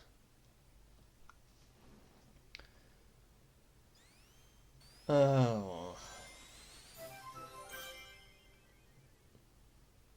Sonic Lost World is probably better made, but it plays itself. That's Sonic Lost World's worst offence is it plays itself a lot of the time. Even to the point where you like hold the button down to do homing attacks and it just sort of hits people in a line. But it's got some really cool moments, like there's the Knights level DLC and the Zelda level DLC, which were kind of cool. And I love the fact it looked colourful again. Yeah, I'm going to stick that above Sonic Heroes. Lost World gets a lot for... Oh god, I just thought about the bosses. Those stupid Deadly Six enemies. Oh. Okay. Oh, it's a toss-up between Sonic Heroes and Lost World. The problem with Sonic Lost World is those stupid Deadly Six enemies. They just took those out and put Metal Sonic in it or something. It'd be so much better. But I appreciated Lost World because it brought a lot of the classic badniks back. The levels were colourful again. And it looked like a proper Mega Drive Sonic game. The levels will trump the bosses. The bosses are actually fun. They just look stupid. So yeah, I think that was actually really good. Sonic Forces is the game I just completed recently. I'm going to stick it there, but it's not going to go there. Sonic Forces was actually really fun. I don't know why people gave it such a hard time. I tried to look it up on the internet as well once I completed it. I mean, I completed it in like 2 hours. But people gave it a really you know, they said it was like the worst game ever. I don't think the controls are bad, even though all the reviews say the controls are bad. Not once did I... Well, okay, once I remember losing control, and that was on a rail. But the controls weren't bad. I actually thought my made-up character was good enough. It wasn't brilliant. The story was all over the place, and it seemed like they chucked a lot out of the story, but at least it made sense, and it wasn't egregious. There was a lot of red and gold in its style. It was very gloomy. I would have preferred it had a bit more colour involved, especially after the good progress they made with Sonic Colors and Lost World and that kind of stuff. But the controls I thought were really good. The levels are far too short. Nothing memorable. Again, it's that mission mode stuff where they jump about all over the place. If they would have taken, I don't know, there's like 26 levels, I think, with about 50 other bonus levels. If they would have taken that and decided to say, right, we're going to take these 7 levels and make it one level, then it would have been good. The fact that they chopped up all of it and made it bite-sized chunks was kind of like, I don't understand why you're doing this. It was cool to see some of the old bad guys back, but again, they didn't really... Sonic being tortured for a month and then he coming out and acting like he was on holiday, it was just like they went to all these story beats and they never really went anywhere.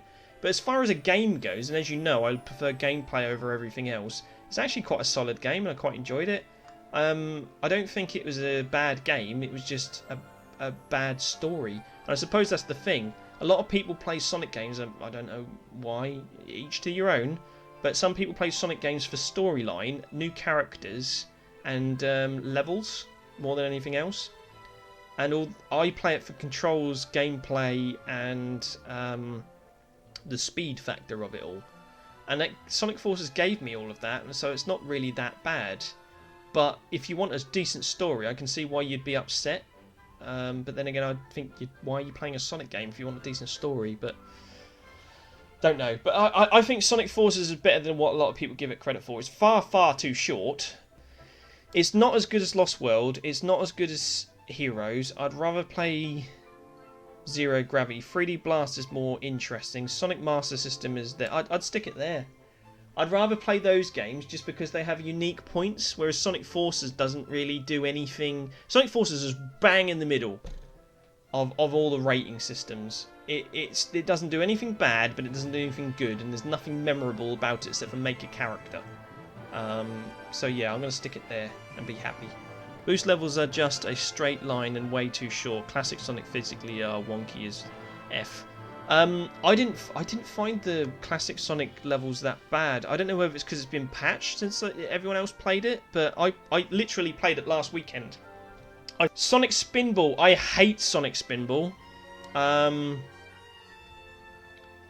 absolutely hate Sonic Spinball.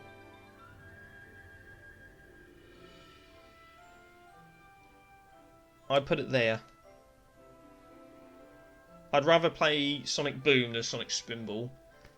Sonic Spinball is a great idea, but it's just so boring to look at. The music is so great. It's like grating my brain on a cheese grater through my ears. It's so awful, the music. And the controls are so wonky, and it's just not fun. It's just so infuriating to play. It could be good if they just gave it another go. So many times Sega try a new idea and it fails and they never try it again just to improve on their formula. They rush it out the door before it's finished, before it's been play tested properly, and then they go, oh, that's a failure, let's move on to something else. Go back and try these again. Sonic Spinball is a good idea. It's just a bad physics and the terrible level design and everything looks really dull. It could have been really good. Sonic Chaos. I love Sonic Chaos. I think the rocket shoes are really cool. I think I played this game through so many times. It doesn't look as good as Sonic Master System.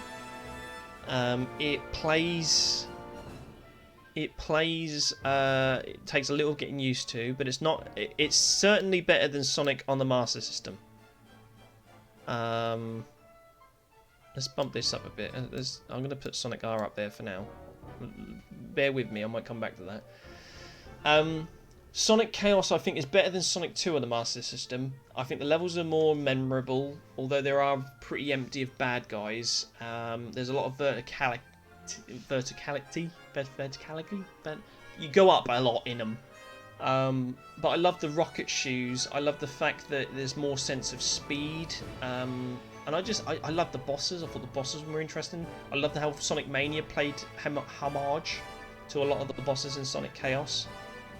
Sonic Chaos just felt different again, like as different as Sonic 1 on the Master System was to Sonic 1 on the Mega Drive. Sonic Chaos was just as different to Sonic 2, 3 and everything else. It was just its own unique thing, and that goes a long way for me. I enjoyed getting all the emeralds in Sonic Chaos. I love the little ending where when you get all the emeralds, you get like the emerald at the end and Sonic's doing flips and stuff inside the emerald and it changes colour. Not cool as Sonic 1 Master System's ending, but still pretty cool. The rocket shoes, the fact you could play as Tails, all really cool. I love Sonic Chaos. It is better than Sonic Blast, it's better than that. I'd actually rather play Sonic Chaos than Sonic Heroes. Is it better than Sonic Lost World?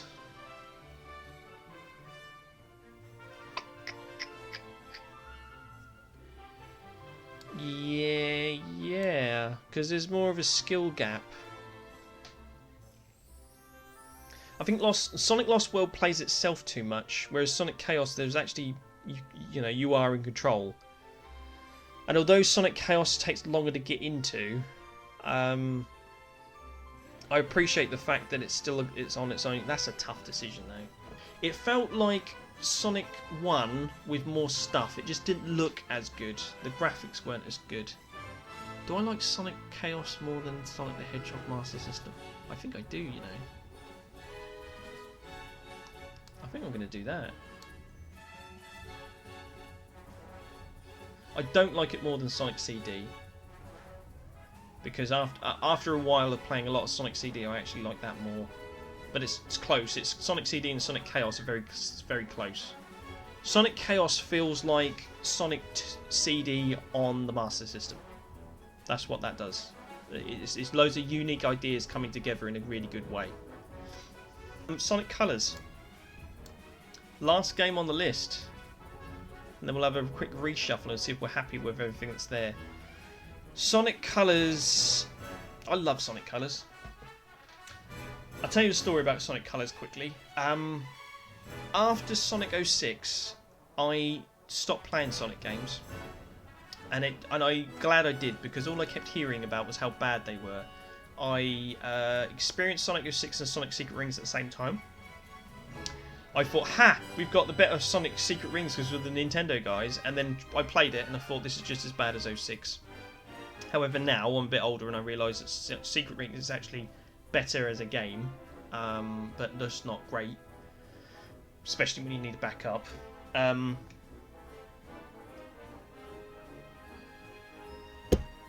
So Sonic 06, although it started with Shadow the Hedgehog, Sonic 06 finally killed Sonic the Hedgehog for me, and I stopped liking Sonic for the longest time. And I thought, that's it, Sonic Team is dead.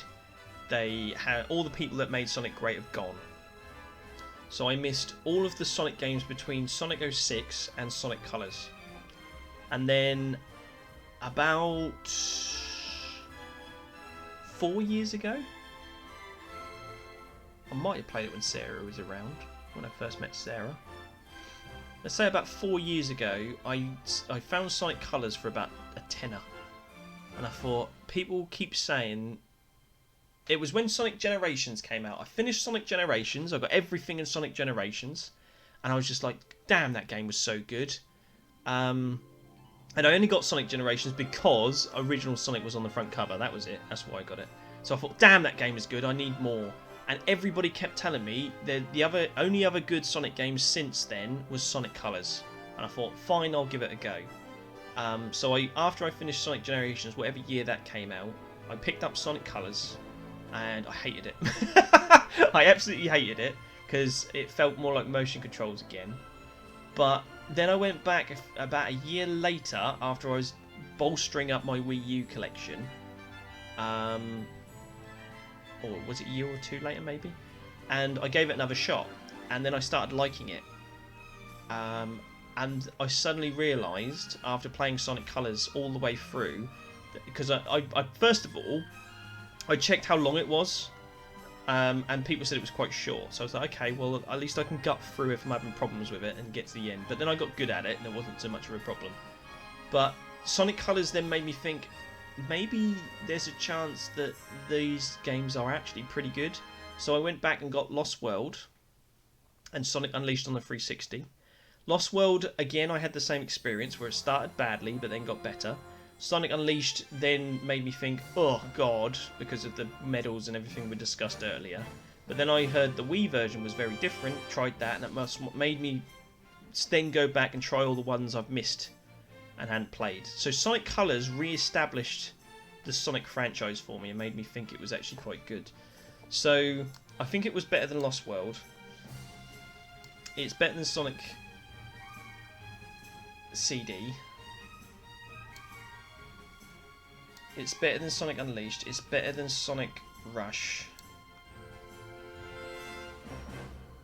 It's better than Sonic the Hedgehog 1.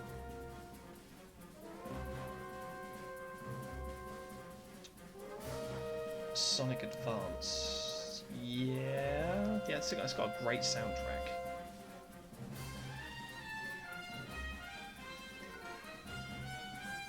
I think it's on par with Sonic Adventure.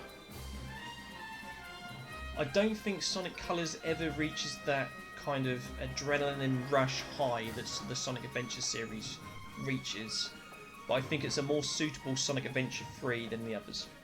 I think Sonic is a little bit too jokey and dumb, but the gameplay is really good. The levels are really memorable. I think it's about there. Yeah, I'm gonna lock that in there. I think it is just nostalgia that's stopping me thinking Colors is better than Adventure.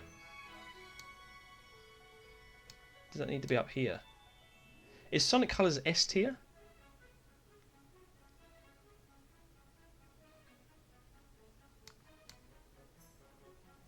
Might be that, you know.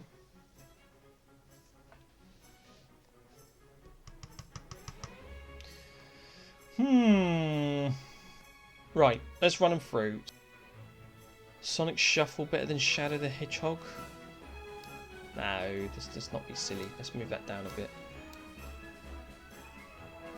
I did enjoy that more than Sonic Rush Adventure though, because I didn't think that game was even worth it. There are levels I would like to go back and play in Secret Rings that I wouldn't bother in Shadow the Hedgehog, so I'd say it's better than that. Right, they're all fine. Let's lock those in. Sonic Advance 2 is better than Sonic Advance 3.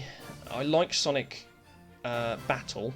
I just thought it was interesting, but I think I want more out of that game than what it can ever give me. Sonic Pinball I just spent so much time playing on. I like Sonic Chronicles, but Sonic Riders was more of an interesting world.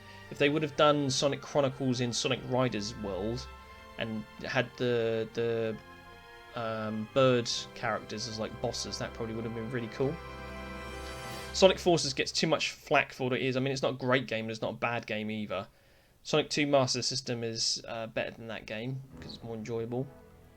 3D Blast. I really enjoyed Zero Gravity. I played a lot of that, and the story's not bad either. I think that's better. Sonic Heroes, yeah. Sonic Lost World. Is Sonic Lost World better than Sonic Heroes?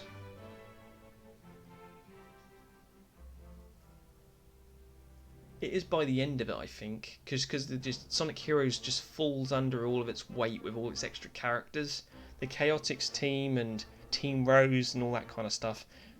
Lost World just strips all the fat away and just gives you terrible bosses as a result.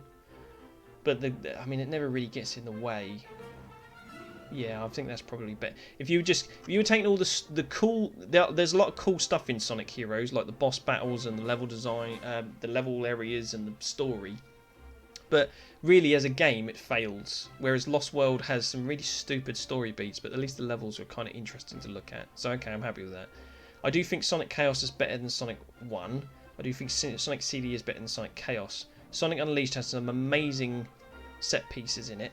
The story is terrible though, So I will always prefer something that just gets to the point and doesn't get in the way of the story, like Sonic Rush. So that's okay. I'm making logical sense of this. Sonic the One on the Mega Drive is the landmark of where they should be, and I disagree when people say that game has aged badly. However, I do think Sonic Advance is a better Sonic game once you learn it, and it's the same rule set. So I think Sonic Advance is the proper sequel to Sonic the Hedgehog. Sonic Adventure is fantastic, but there's lots of problems in its way. I think Sonic R is better than Sonic Adventure. I go back and play Sonic R all the time. Or do I?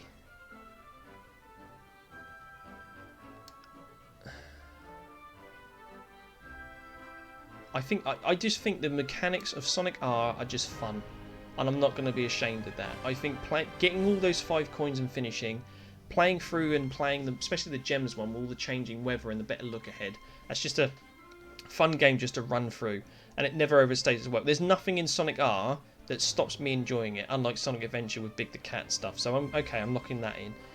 Sonic Colors is a better Sonic game than Sonic R. The level design's good. The Wisps are a good addition. It just doesn't get any to the high kind of adrenaline rush as others, but Sonic 2 does, because you've got the egg. The last boss in Sonic 2 is fantastic, and Super Sonic also gets there. Sonic Adventure 2 is like Sonic 2 souped up with its crazy space travel stuff. And the best parts of Sonic Adventure 2 I do feel I'm in more control on than I do of Sonic the Hedgehog 2. Plus the fact, this is level. There's a toss-up between those two. I'm going to go with Sonic Adventure 2 just because of the fact of what impact it had more on me. I played a lot more Sonic Adventure 2 than I did Sonic the Hedgehog 2, because it's all kind of over and done with when you're done. Is more better though, or is less better? They're pretty much a tie. Sonic Mania, so yeah, that's it. Oh god, that was really tough. That was probably the hardest thing I've ever done. So there's my Sonic tier list. These are these are terribly tough. When we do these, is All Stars on the list, or did I miss it? Sonic and Sega All Stars not on the list because it's considered more of a Sega game than it is a Sonic game. But Sonic Racing is on the list, and I hate that game because I think the tracks are so dull. But Sonic and Sega Transformed, if it was on the list, I would put it S tier because I think that's a fantastic racing game. 9, 8, 7.